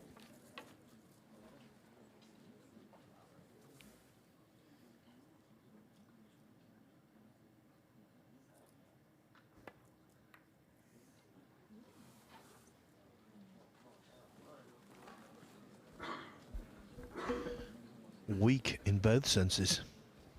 Yeah, I know he didn't want to move the 3 over the pocket because of the jump cue, and the kick is just, you know, too much of an option. But this definitely goes. Now position on the 4. We'll see.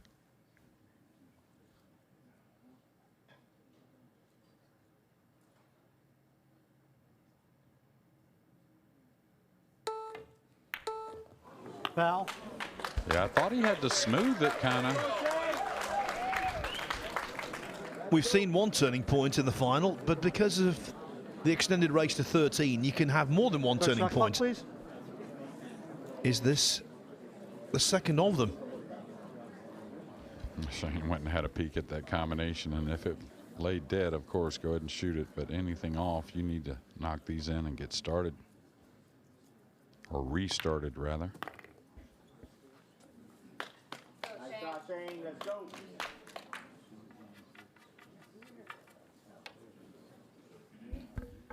He made a dreadful start in his semi-final against Chang Yu Long. Got the verdict in the end. Nice shot. Yes, sir. Let's go. Is this the launch of a full-scale recovery?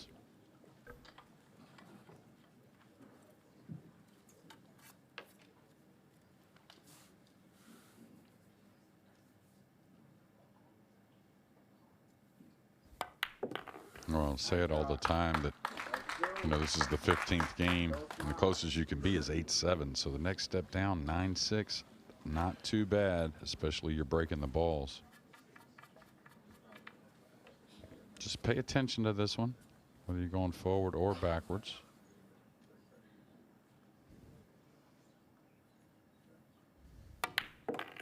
Good stroke.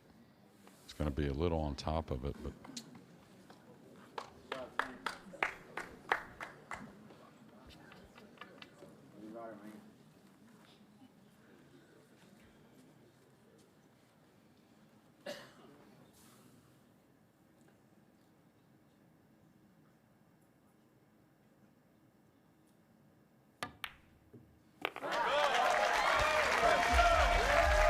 finally, that 8-rack losing sequence for the great Shane Van Boening has been punctuated. It is 9-6. You know, when you compare their frames, racks won lost record coming into this final, well, Van Boening had a massive edge.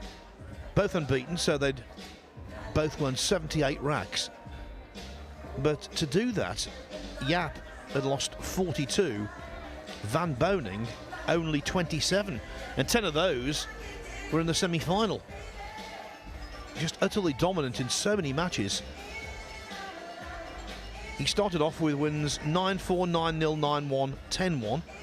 He beat Elliot Sanderson 10-5, then Marvin Assis 10-4 before winning the last 7 racks to beat John Morra 10-2 in the quarterfinals, this time last night. At 5-1, you thought that pattern might continue. Now, though, it's developed into what we wanted to see, a real dogfight.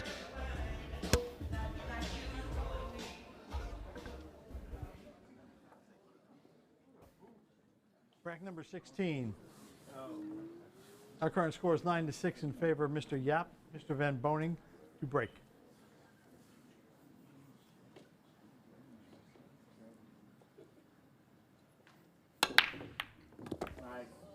Oh, that looked effortless. The 3's going to come up. It's going to have it maybe the side, but that's not really much of a shot to shoot at. So he'll tack for the upper right corner, but tell you what, moving forward in this final, you can repeat that. 9-6 is no problem.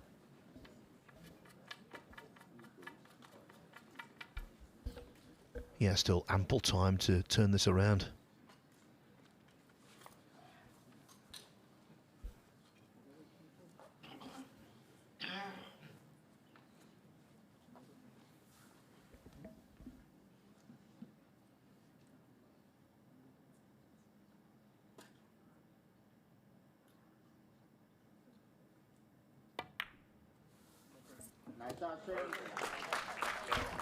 And if you don't think you can have 2 switches in momentum in a match like this, think again. That last 16 contest between Jesus Atencio and John Morra had to be seen to be believed.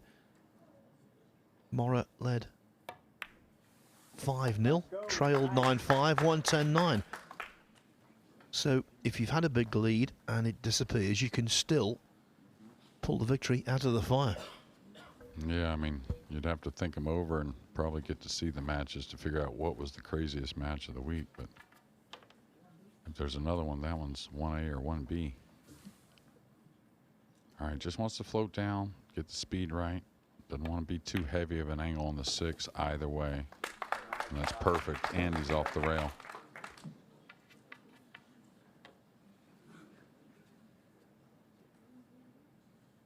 Looks like he just elevates here a little bit. Oh, he's rolling. Trying to get a hair steeper maybe on the 7. Nice. Go.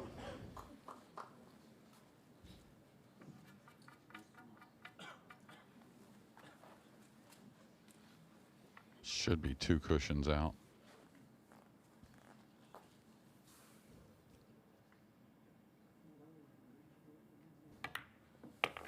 Nice shot. Yes, sir. Wanted a little more than that. You could see a little grimace of the face.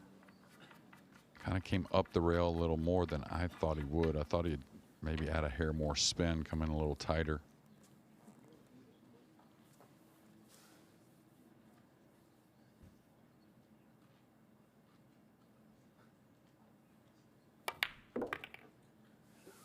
Perfect speed there.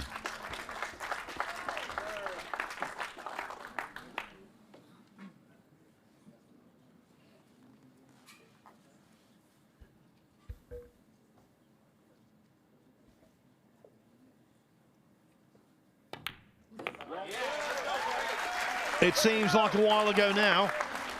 Shane Van Boening started off with 2 break and run outs in the opening 2 racks. There is another, and the gap closes.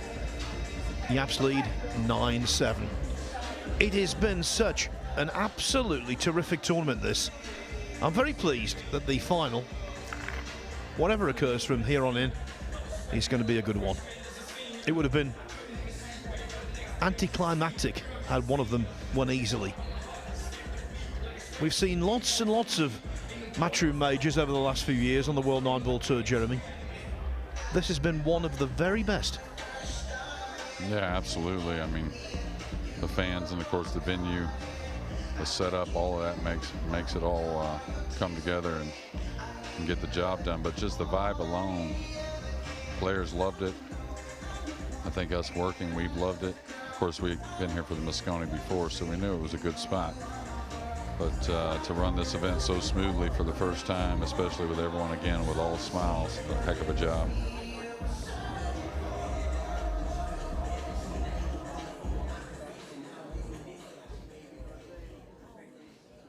All right, wants to duplicate what he did with the break in the last.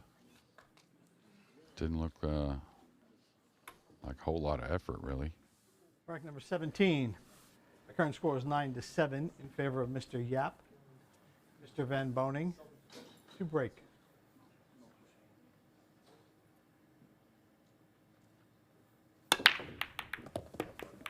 A bunch of kisses. The 3's going to come open, ironically making the 1 and 2 again.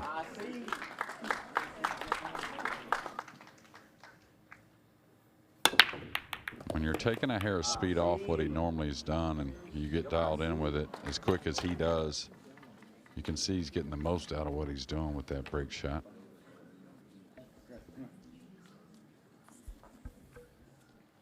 Another one, you don't have to baby too much. You can come on down with it.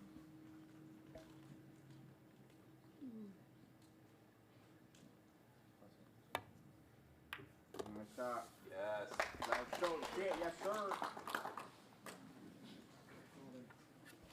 Looks like 1 cushion to the center-ish. Get a little angle on the 5 to come over for the 6. Then the hard work's pretty much done.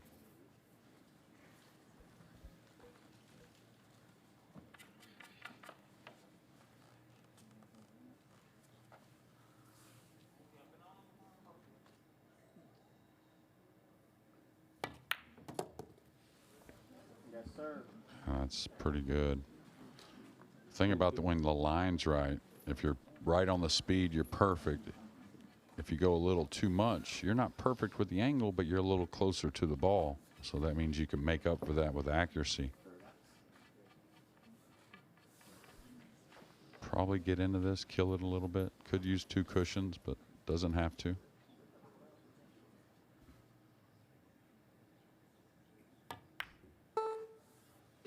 Nice shot. Yes, sir.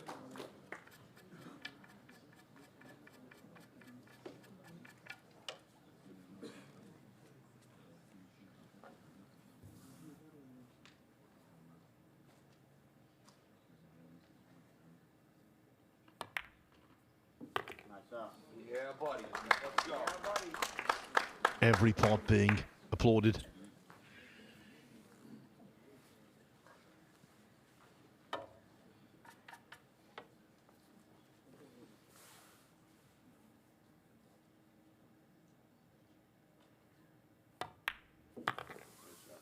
Nice shot, Shane. Shane Van Boening has captured 6 titles in 2025, but nothing approaching the magnitude of this. Attention called. Yeah, just a little light stun across. Moving the ball really easily, so doesn't need a ton here.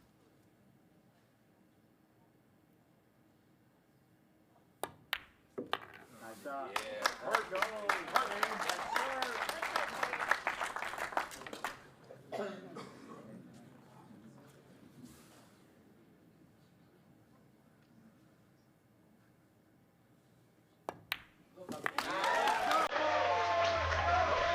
Quite a response from the man who hails from Rapid City, South Dakota. That's a ways from here, but he feels very much at home. Yeah, we all like winning, of course. I mean, what's better? Win the tournament. But I really think that what does a guy like Yapp and, of course, SVB, maybe the greatest ever, keeps them going and everything is really these battles. I mean, these are the ones you remember.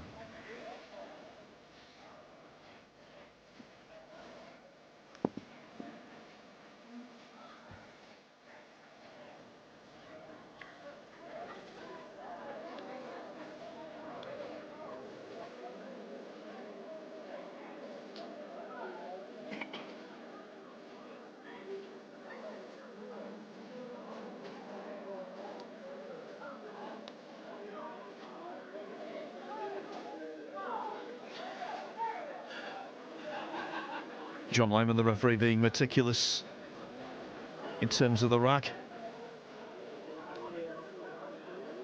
42-year-old Shane Van Boening chomping at the bit. He wants to get at them.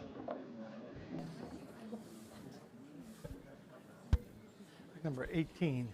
Our current score is 9-8 in favor of Mr. Yapp. Mr. Van Boening to break.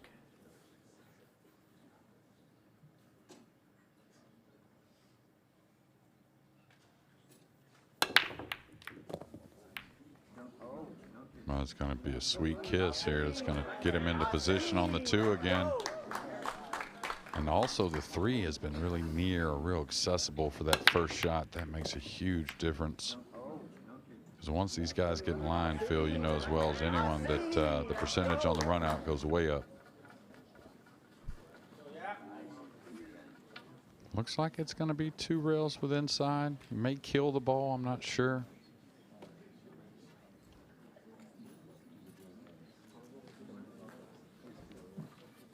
If he kills it, he's going to get a little bit of an angle on the 3. He goes with inside. It's all about speed. Is he going around the 6 or between the 3-6? Oh, he's killing it. That's what I was worried about, killing it a little bit. You're going to get a little thin on the 3. Maybe use the 9. Now this is an easier shot, but it's in the same ballpark as the 2 he missed in the 7th rack. It is much easier than that, one has to stress. But it's to the same pocket, it's cutting back into a blind bag, and it's quite thin. Yeah, and you just really have to say, all right, I'm going to forget about the cue ball. It's going into the 9. Just bear down on the make. Ooh, wobbled it in.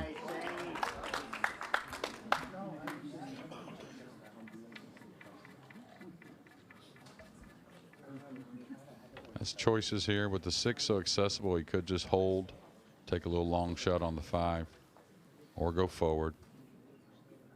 Don't think it's the draw stroke. No, it isn't.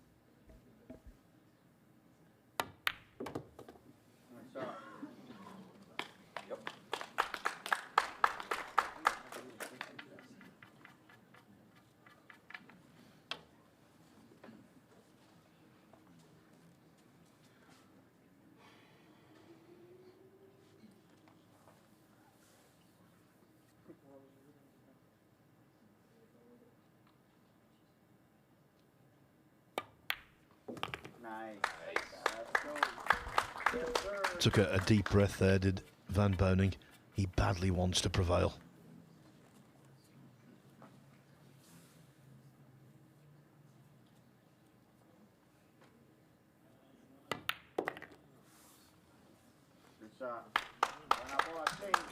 I know that cue ball's perfect, but he made that little light kind of run through stun look way easier than it was, especially when the pressure's on.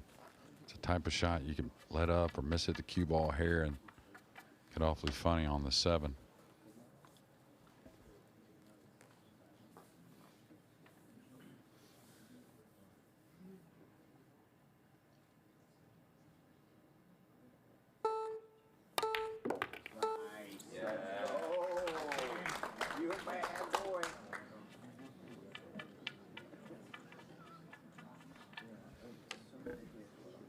A spectator there getting his vernacular mixed up. You're the man, boy, he said.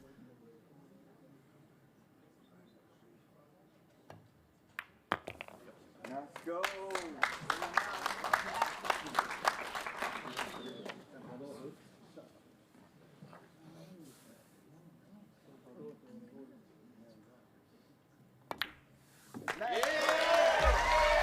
Lots of break and run-outs in this high-quality final. 3 on the trot from Shane Van Boening. At his lowest ebb, he was 9-5 down. Now it's 9-9, and he's the favourite because, of course, in the 19th rack, he gets to break. Cracking match, this. Yeah, absolutely. It looks like Shane stepped away from the table along with Yapp. So at 9-9, why not take a little walk to the restroom, clear your mind for this last race to 4 for the inaugural title at the inaugural Florida Open title. Shane Van Boening always wins a whole host of events, but he's never won the Hanoi Open. Bear in mind, he's only had 2 tries. This year's event will take place at the Vietnam National Sports Complex from the 7th to the 12th of October. The first winner was Jason Shaw in a thriller against Albin Auschen. He went hill-hill, Shaw got the verdict. And then last year, Yan Chua broke through, beating Kopin Yi in the final. And of course, after the Hanoi Open, we've got a doubleheader in the Philippines. First, the Reyes Cup, which you've got to be sure Aloysius Yapp will compete in. That's Asia against the rest of the world, October 16 to 19. And following hard on the heels of that, it is another inaugural World Nineball Tour major, the Philippines Open at the Gateway Mall in Quezon City, Metro Manila. You know, confirmation there of that event in the ultimate pool hotbed. It'll be very interesting to see how many Filipinos play in that. What we know is that pretty much all of them will be useful. Yeah, I was saying about Shane Van Boening, he always wins plenty of tournaments every year, but he hasn't won a Matchroom major since the 2022 World Nineball Championship in Milton Keynes in England. It's been a lengthy wait. 3 years and 4 months. You wouldn't have thought that with him. So to get this one would mean an awful lot, Jeremy. Yeah, and absolutely here in the United States being the first one in Orlando for this Florida Open. But he's been down in there in many of them. You know, it looked like, you know, a lot of times we're saying, you know, going into the finals of 64 of many of those major events you're talking about, that who looked the best, and we brought Shane's name up plenty of times. So, you know, runner-up at the U.S. Open last year. But, yeah, he wants to get back in that winner's circle here on the World Nineball Tour. And if he does lift aloft that Golden Palm Tree Trophy, he would go to Harrah's in Atlantic City for the US Open in that quest for a record-shattering 6th title. He would go there floating on cloud 9. Yeah, both these guys have played incredibly. Yapp's about to walk back in the arena. And, you know, just like we had in that World Nineball, both guys just stepping up in the middle of the ring and just, you know, giving it their all and playing incredible pool. Yes, the World Nineball Championship final in Jeddah a couple of weeks ago. That final was poised at 9-9. Of course, that was the race to 15, but it was 9 racks each. Rack number Shane 19. seems to be dialed in on the break. Currently, we are all tied at 9 games apiece. Mr. Van Boening to break. He's had a lot of looks. Wants to keep that going.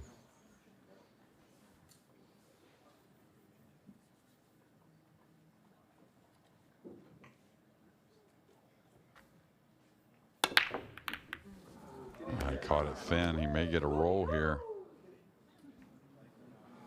He's going to be upset at himself, but may work out.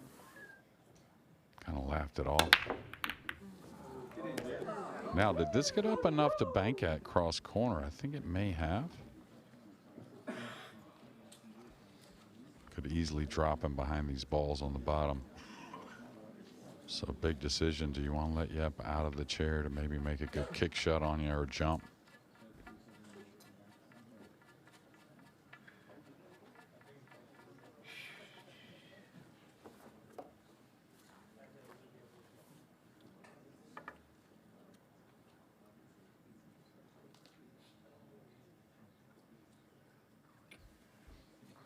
I know he wants to bank at this, Phil, but you don't want to bank at it and really try to like play the cue ball to where you're losing accuracy on the bank. A couple different ways you want to bank at it in this situation. Maybe pulling the ball up the rail down below for the 3 in the left middle. Maybe a high ball with a little aggression going at the 9 with the cue ball. Extension It's fold. not the type of bank you want to float, anything like that.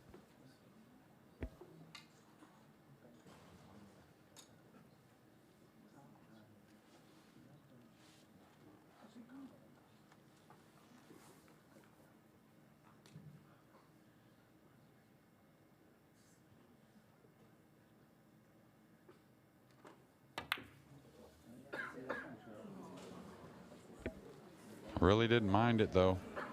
You know, he committed to it. Could see a little fist pump there like he really wanted that one.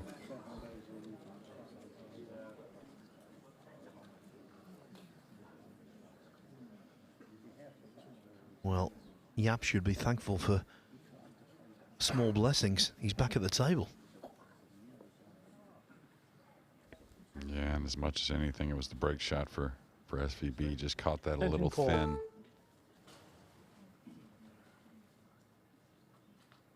Tell you, this is touchy as well. Could come off the left side, trying to come 3 rails, 2 rails between the 8 and 4, and drop on the bottom rail. Place the 1 near the 6, maybe. He's good at that type of shot.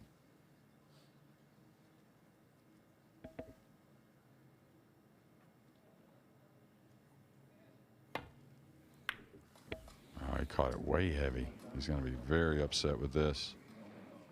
Let's go, Shane. Way more of a shot than he should have given up here. Even though it's not easy, but definitely playable.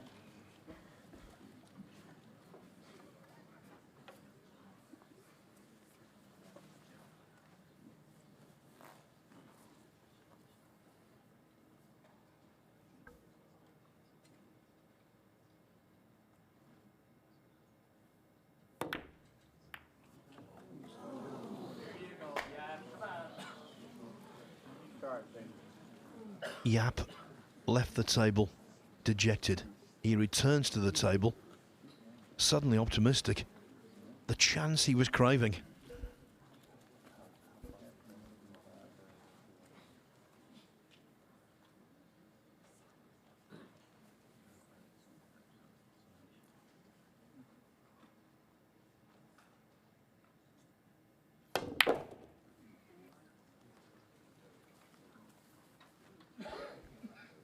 Yeah, from where he was, he got absolutely perfect.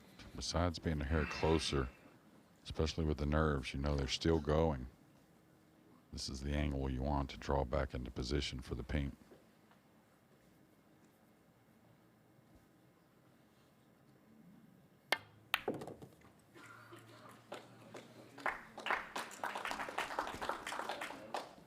Yeah, probably just holds this maybe. He's not quite as straight as it appears on camera, but I think he can still hold it easily. In this fast-paced world, in sports, sometimes there's a temptation to have everything over quickly. But so many sports show that when you have a lengthy test, not only do they identify great champions, but they also provide more entertainment.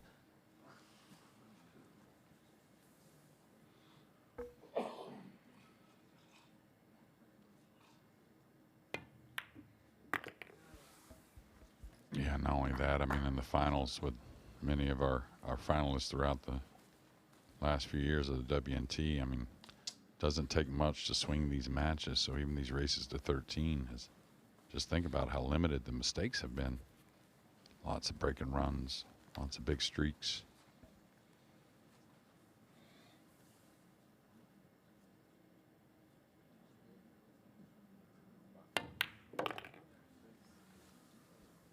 I was going to say, got into that one a little bit. Just going to need a bridge or an extension or both.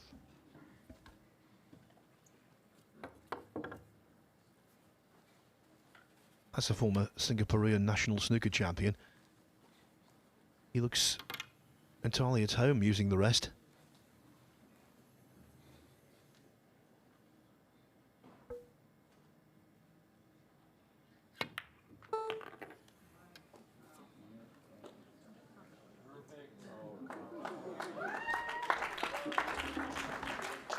He's a little short of ideal.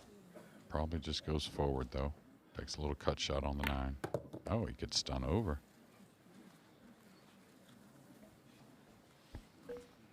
The crowd entranced by this match. Yes, the vast majority are supporting Shane Van Boening naturally, but they appreciate Yapp.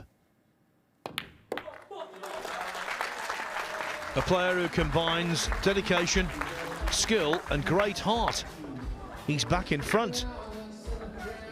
First to double figures. The missed one ball down the long rail by Shane Van Boening was well and truly pounced upon.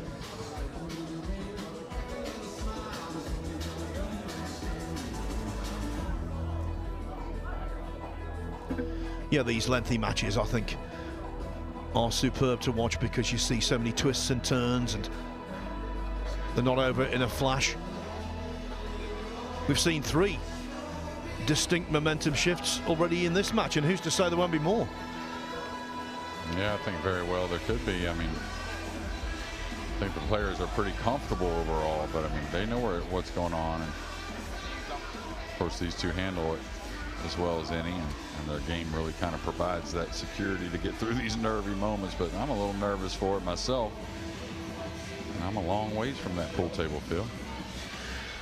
The one great thing about these two being in the final is that whoever wins, it's a worthy Florida Open champion in the inaugural event. These two are giants of the game, aren't they? Okay, Van Boening is the senior man. He's been around for decades now. Aloysius Yapp still not quite up to his 30th birthday, but they've both achieved so much.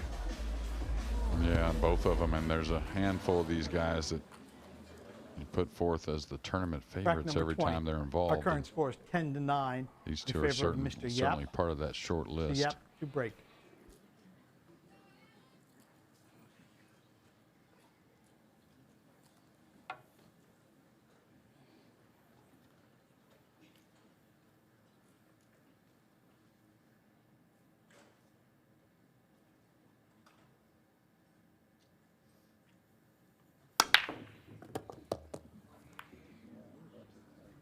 Two going to have enough speed. Gets in this position quite often. Anywhere over at all to the right, he's cutting at this 2 ball, I believe, but there's a safety behind the brown that's pretty doable.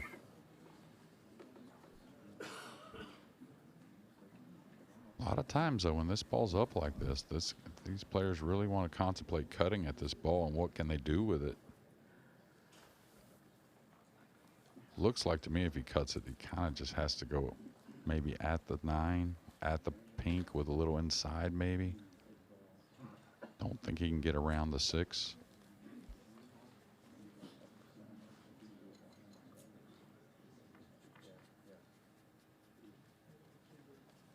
I think he's shooting at it, Phil.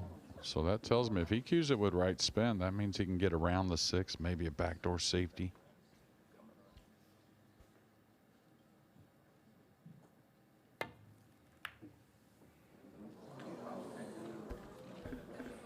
It is the age-old tendency under pressure on a shot like that to undercut. Yeah, absolutely. I mean, it was a great effort, though, and he wanted to stay aggressive, keep it in his own hands, and I can't blame him one bit. Talk about a tricky one, though.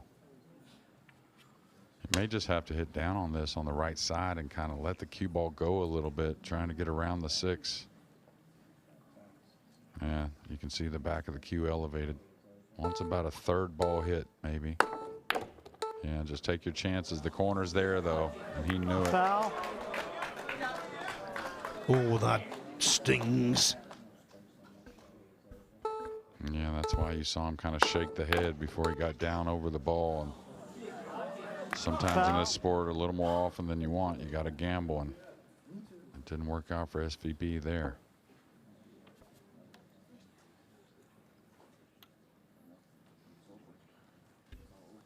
So for the second rack in succession, Yapp reels away from the table in disbelief and horror, and immediately he's back at the table with a chance to win it. He took the chance in the 19th. What about here? Yeah, it may just be the circumstances, but I kind of feel like both guys all of a sudden have gotten a little nervy. I don't know if that's the case or not, but yeah, I'm kind of watching the cue ball immediately when it's coming off the rails, and probably just these guys wanting to win.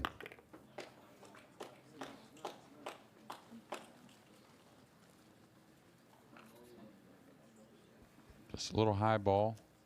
Make sure you add, if you want, just a hair of right English. Stay away from the 8.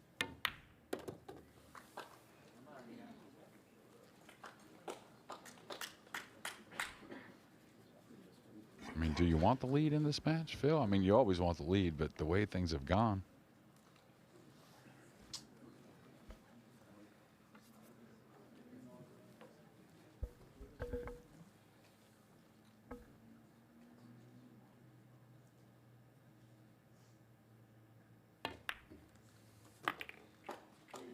Not his most fluent cue delivery, but it went in.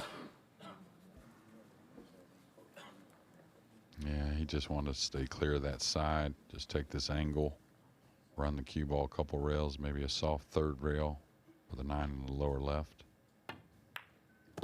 Just coming 2. Oh. I'll tell you. That's shocking.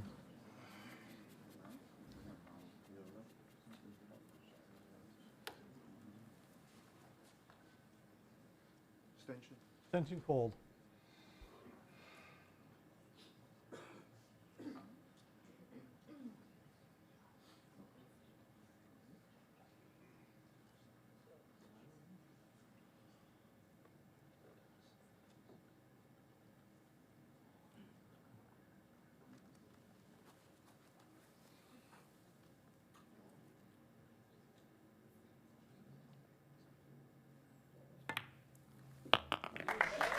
And it goes. Yapp, 2 clear, 2 away from triumphing. 11-9. One tournament Aloysius Yapp cannot play in is the Mosconi Cup.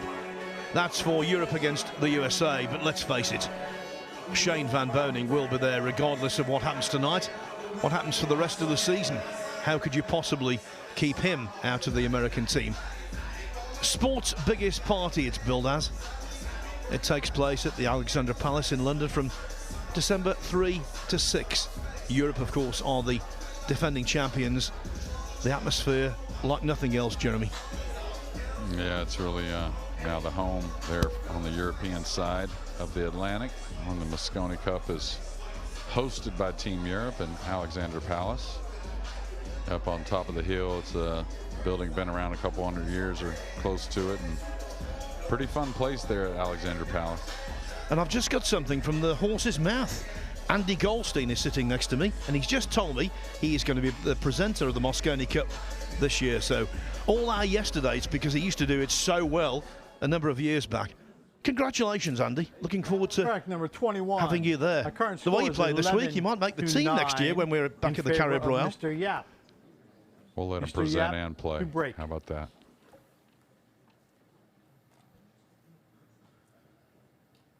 Can Yapp get to the hill?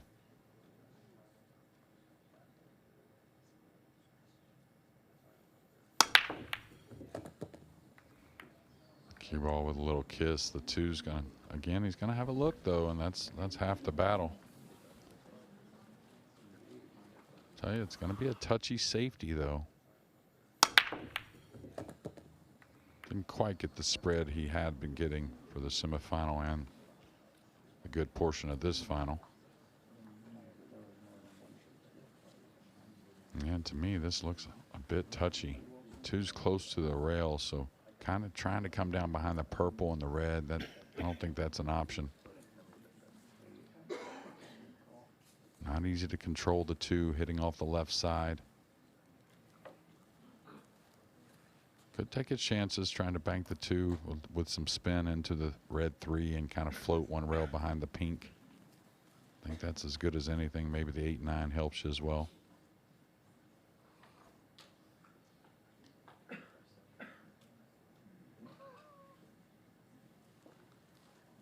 I've seen crazier things, but if he really doesn't like it, he might push out. I think going behind the pink's okay. Extension called.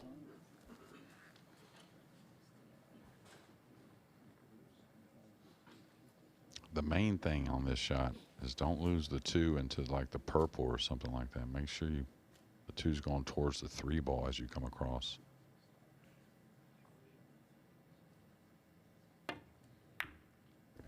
Like that. At least you're not giving up the game. You know, if it hits it solid, the 2 hits the 3 solid, you got a nice snooker. Shane should go for this bank to the upper right. Time to make a big one.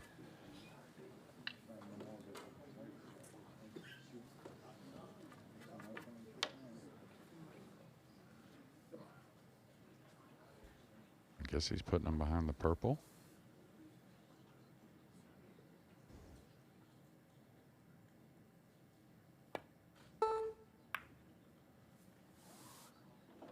Great shot.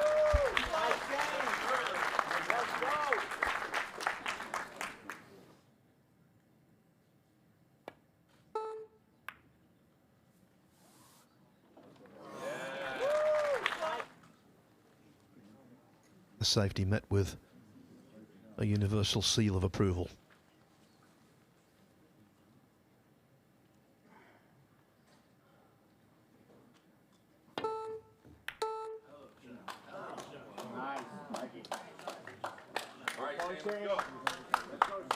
Well, top of the priority list was to make contact, but with the 2 in the open, Yapp going back to his chair, concerned.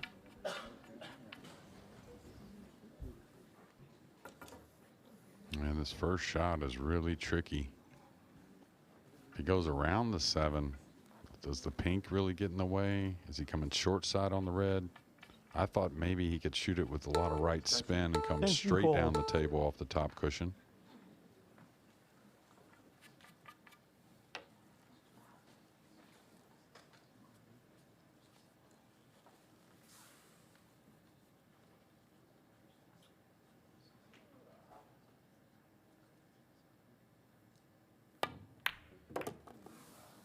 Yeah, he just couldn't beat hitting the brown, but at least, you know, didn't go at it to where something bad happened, created a miss or maybe a snooker. Could kill him behind that purple 5 again and banking the 3-up table if you're feeling good about it.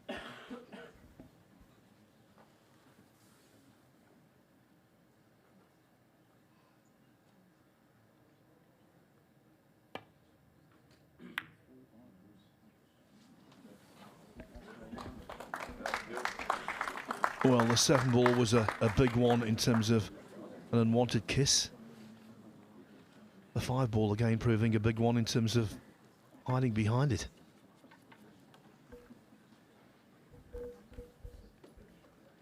And I think he's got the jump cue. And he has certainly become one of the best in the world with this shorter cue in the left hand here. So good. I mean, it just makes so many of these, Phil. It's amazing. We've seen so many great exponents of the jump cue this week. Fedor Gorst, Jesus Atencio. Lengthy list that includes, as you say, Aloysius Yapp.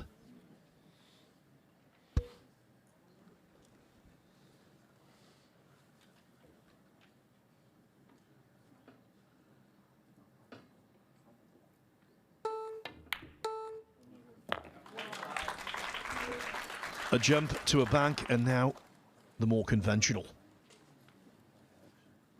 Yeah, this looks a hair tricky though. There's a little distance, not a lot of angle.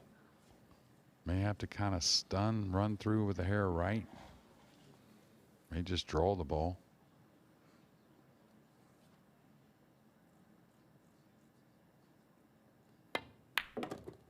Uh-oh. Lucky not to get snookered there and just planted behind the 8 if he goes right into the 9.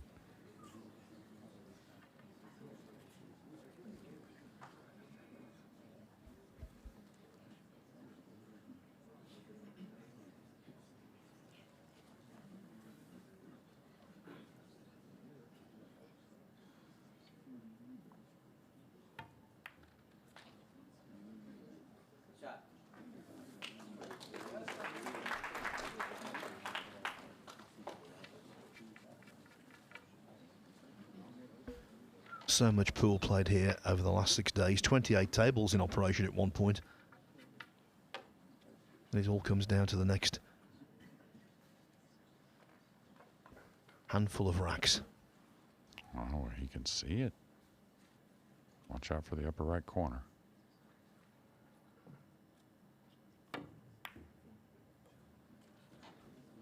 And not bad. He's gonna probably maybe cut at this, I'm not sure, but Shane was just trying to get the most he could out of that. The 6 was way up table. He had to cut it quite a piece.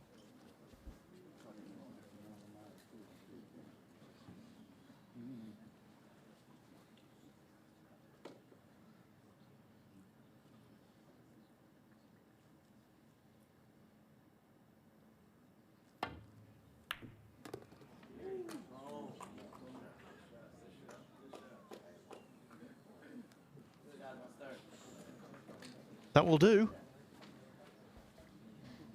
He's a little going away from it, so it's all not really that natural. He would have, if it was going to have angle, he would have liked to have had a little bit more. Now he may have to elevate a hair to get to the short rail, then come 2 rails at the 8. And you can see the back end jacked up.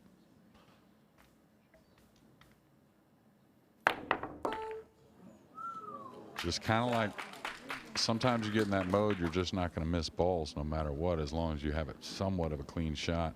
I think Yapp and Shane both are at that moment, at that point.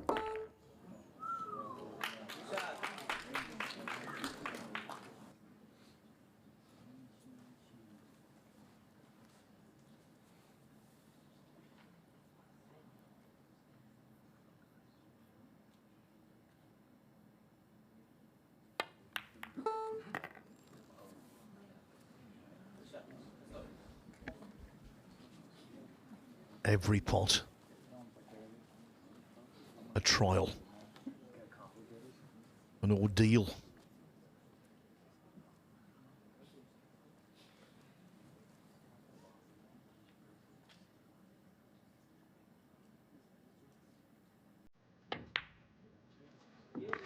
But Aloysius Yapp, the pride of Singapore, equal to the task. We talk about it all the time. It is such a help to have a really fundamentally good cue action, and that most certainly came into play on the 9. Yeah, absolutely. And know-how, I mean, you may look back to what he did at the Reyes Cup last year in big moments, the shots that he made from all kinds of positions. You just can't practice on the pool table. You can't get to all of them. And he, just like that rack there at the Reyes Cup, he made a slew of very unorthodox shots in big moments. Well, at the Reyes Cup, he was the most valuable player. It was undisputed. If you recall, and you're watching the last night, Jason Shaw had just won 2 matches on the trot. Europe were trying to stave off defeat. Into the fray came Aloysius Yapp, and he played a brilliant set. And the rack that took the Asians to the winning line, it was much like that. Really gutsy. And one tough pot after the next found the target. Yeah, and if you just watched him, how he shot the 9, he didn't try to roll it easy to make the pocket a hair bigger. He attacked with 100% confidence and hit the dead center.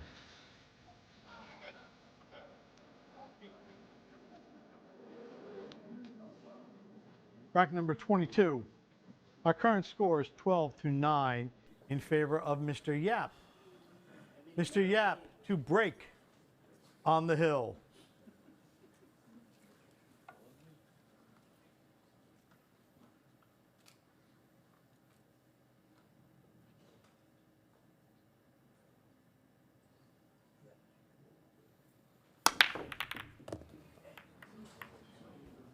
Well, it's going to be, man, if he was just a little off that 5 ball, I think he certainly takes on this jump on the 2, but we'll see what he's thinking with the jump cue possibly, but can't roll out to a jump shot. Shane will take it. Isn't it amazing? When players get to the hill, there's always a hitch, it seems. Yeah, I was saying if he's just a little, not quite as close to that purple 5, he certainly shoots this jump. He could push out behind the 9 if he's comfortable. That would be a spot to push out to that would offer a jump shot that Shane may get back. Now he's looking at the upper right corner. No, I'm not too in love with that, but he's Push very out limited. call. You're limited options when the 2's near a pocket like this, so.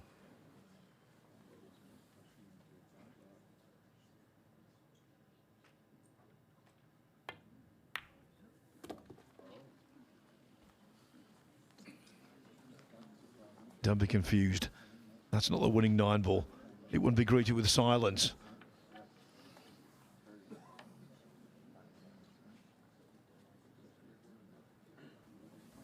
And he's put another ball there, though, to possibly snooker him with. Now, is Shane going behind the 3? Wow. This is gutsy.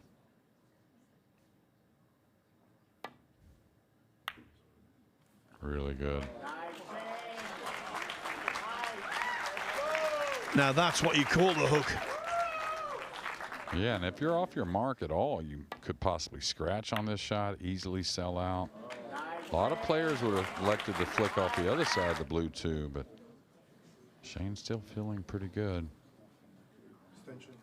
Extension called.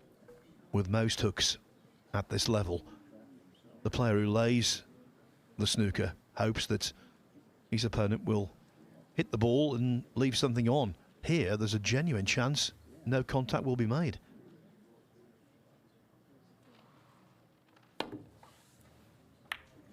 In fact, there's a robust contact, but the 2 goes over the side.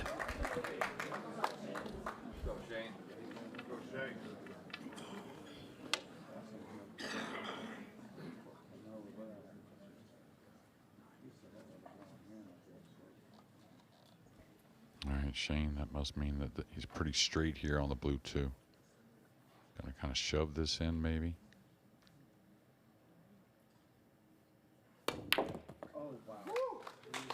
Not afraid to put some speed into the stroke. And does the 4 pass the 6? I guess it does.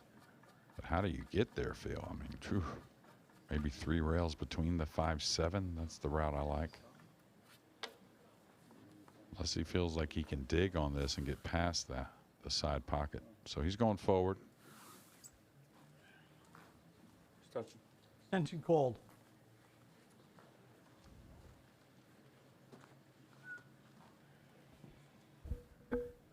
Notable this week that Van Boening on his cue hasn't been using the extension, but he uses one here of a different variety, of course. Needs time to settle down. Yeah, missable ball. Just because the cue ball, he hit it sweet. He's going to get right by it. A lot going on with that shot. He captured it all. He's at the point, Van Boening, where he knows his next mistake probably would be his last mistake.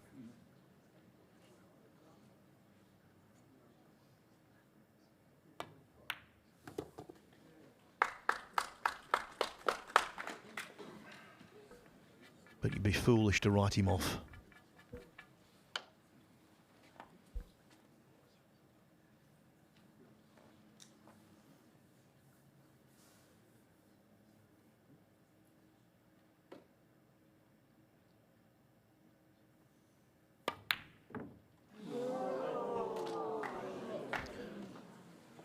Groans from the audience.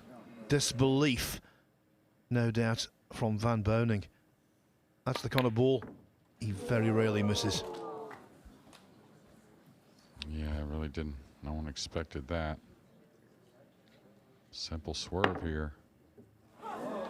That's a foul, no contact. Wow. We could be talking about that when all is said and done. Jeremy Foul, no used contact. the term simple. It was for him, but nothing, I suppose, is simple at this stage. Yeah, I wonder if he was thinking about, oh, let me get closer to the 6 off this rail first swerve, and maybe got into the ball a little much and didn't allow it to take the curve of the cue ball. Now, he was a lefty. It was a little odd stretch, that's for sure. Oh, big moments, though. Drama.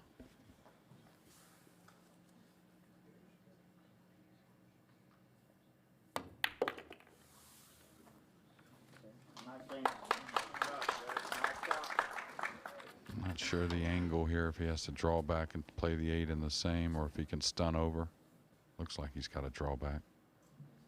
Maybe a foot, maybe less. Oh, he could just stop.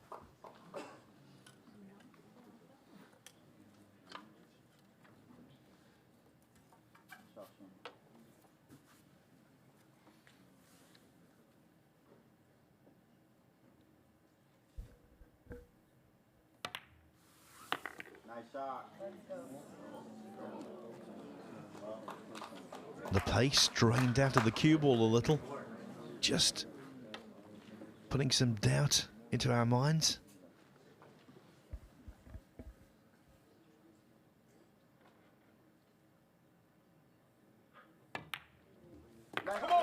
But there was no doubt in the mind of Shane Van Boening.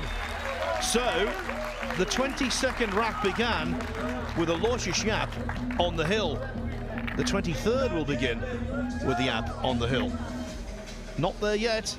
Van Boening now only 12-10 behind. You know, since the World Nineball Tour was launched, we've had so many phenomenal finals. We've had a few runaways, actually, but they're far outnumbered by matches of this nature.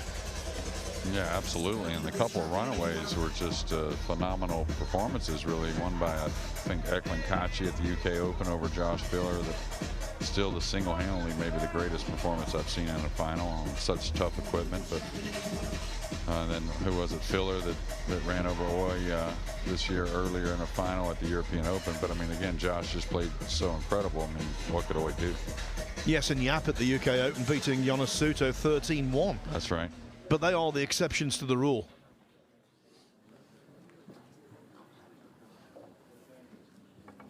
Rack number 23, our current score is 12-10 in favor of Mr. Yapp. Mr. Van Boening to break.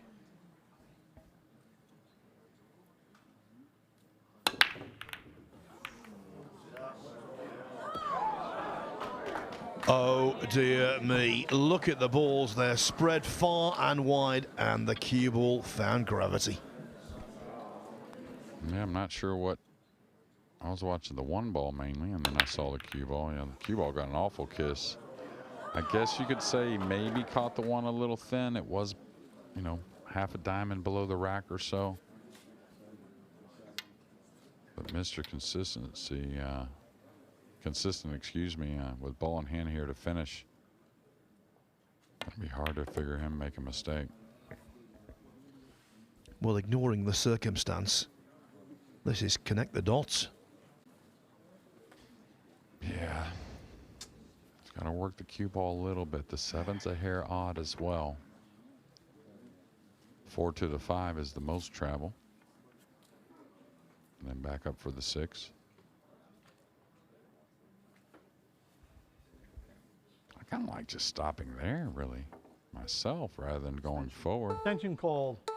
I wouldn't have wanted to burn an extension here, though. Not with the 7 a hair odd.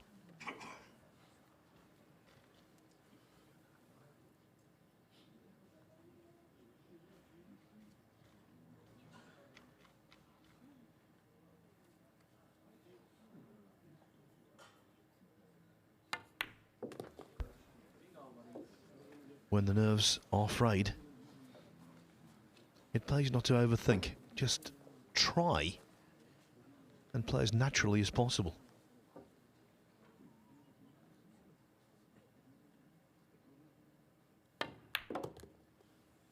Got into that a little bit, so kind of hydraulic the hair and didn't gain the angle he wanted. He wanted another foot and a half of the cue ball.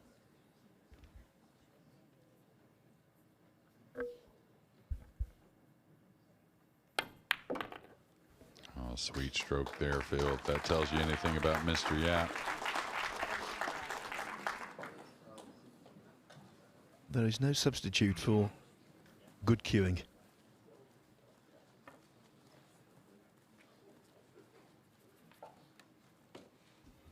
Now he's burned his extension, so once they dress up on this 6 with no worries to get to the 7.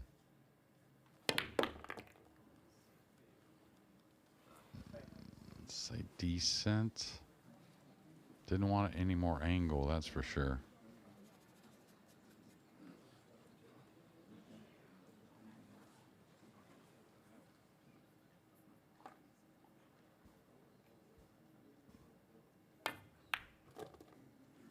Got into it nicely. He's going to be cueing over the 8 a little bit, but as far as angle wise, he can naturally come out and not get too thin on the black 8. And this is the biggest examination he will face.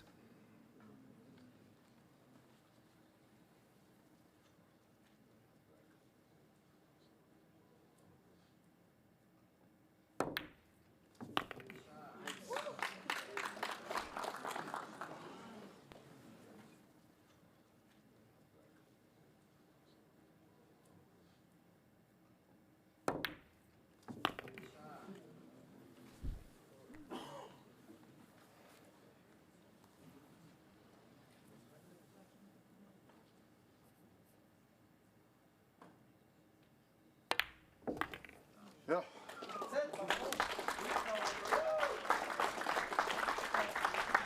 Just a short drive from Disney World. The Carib Royale Resort is the happiest place on earth for Aloysius Yapp. Just a short drive from Epic Universe. Our final was epic.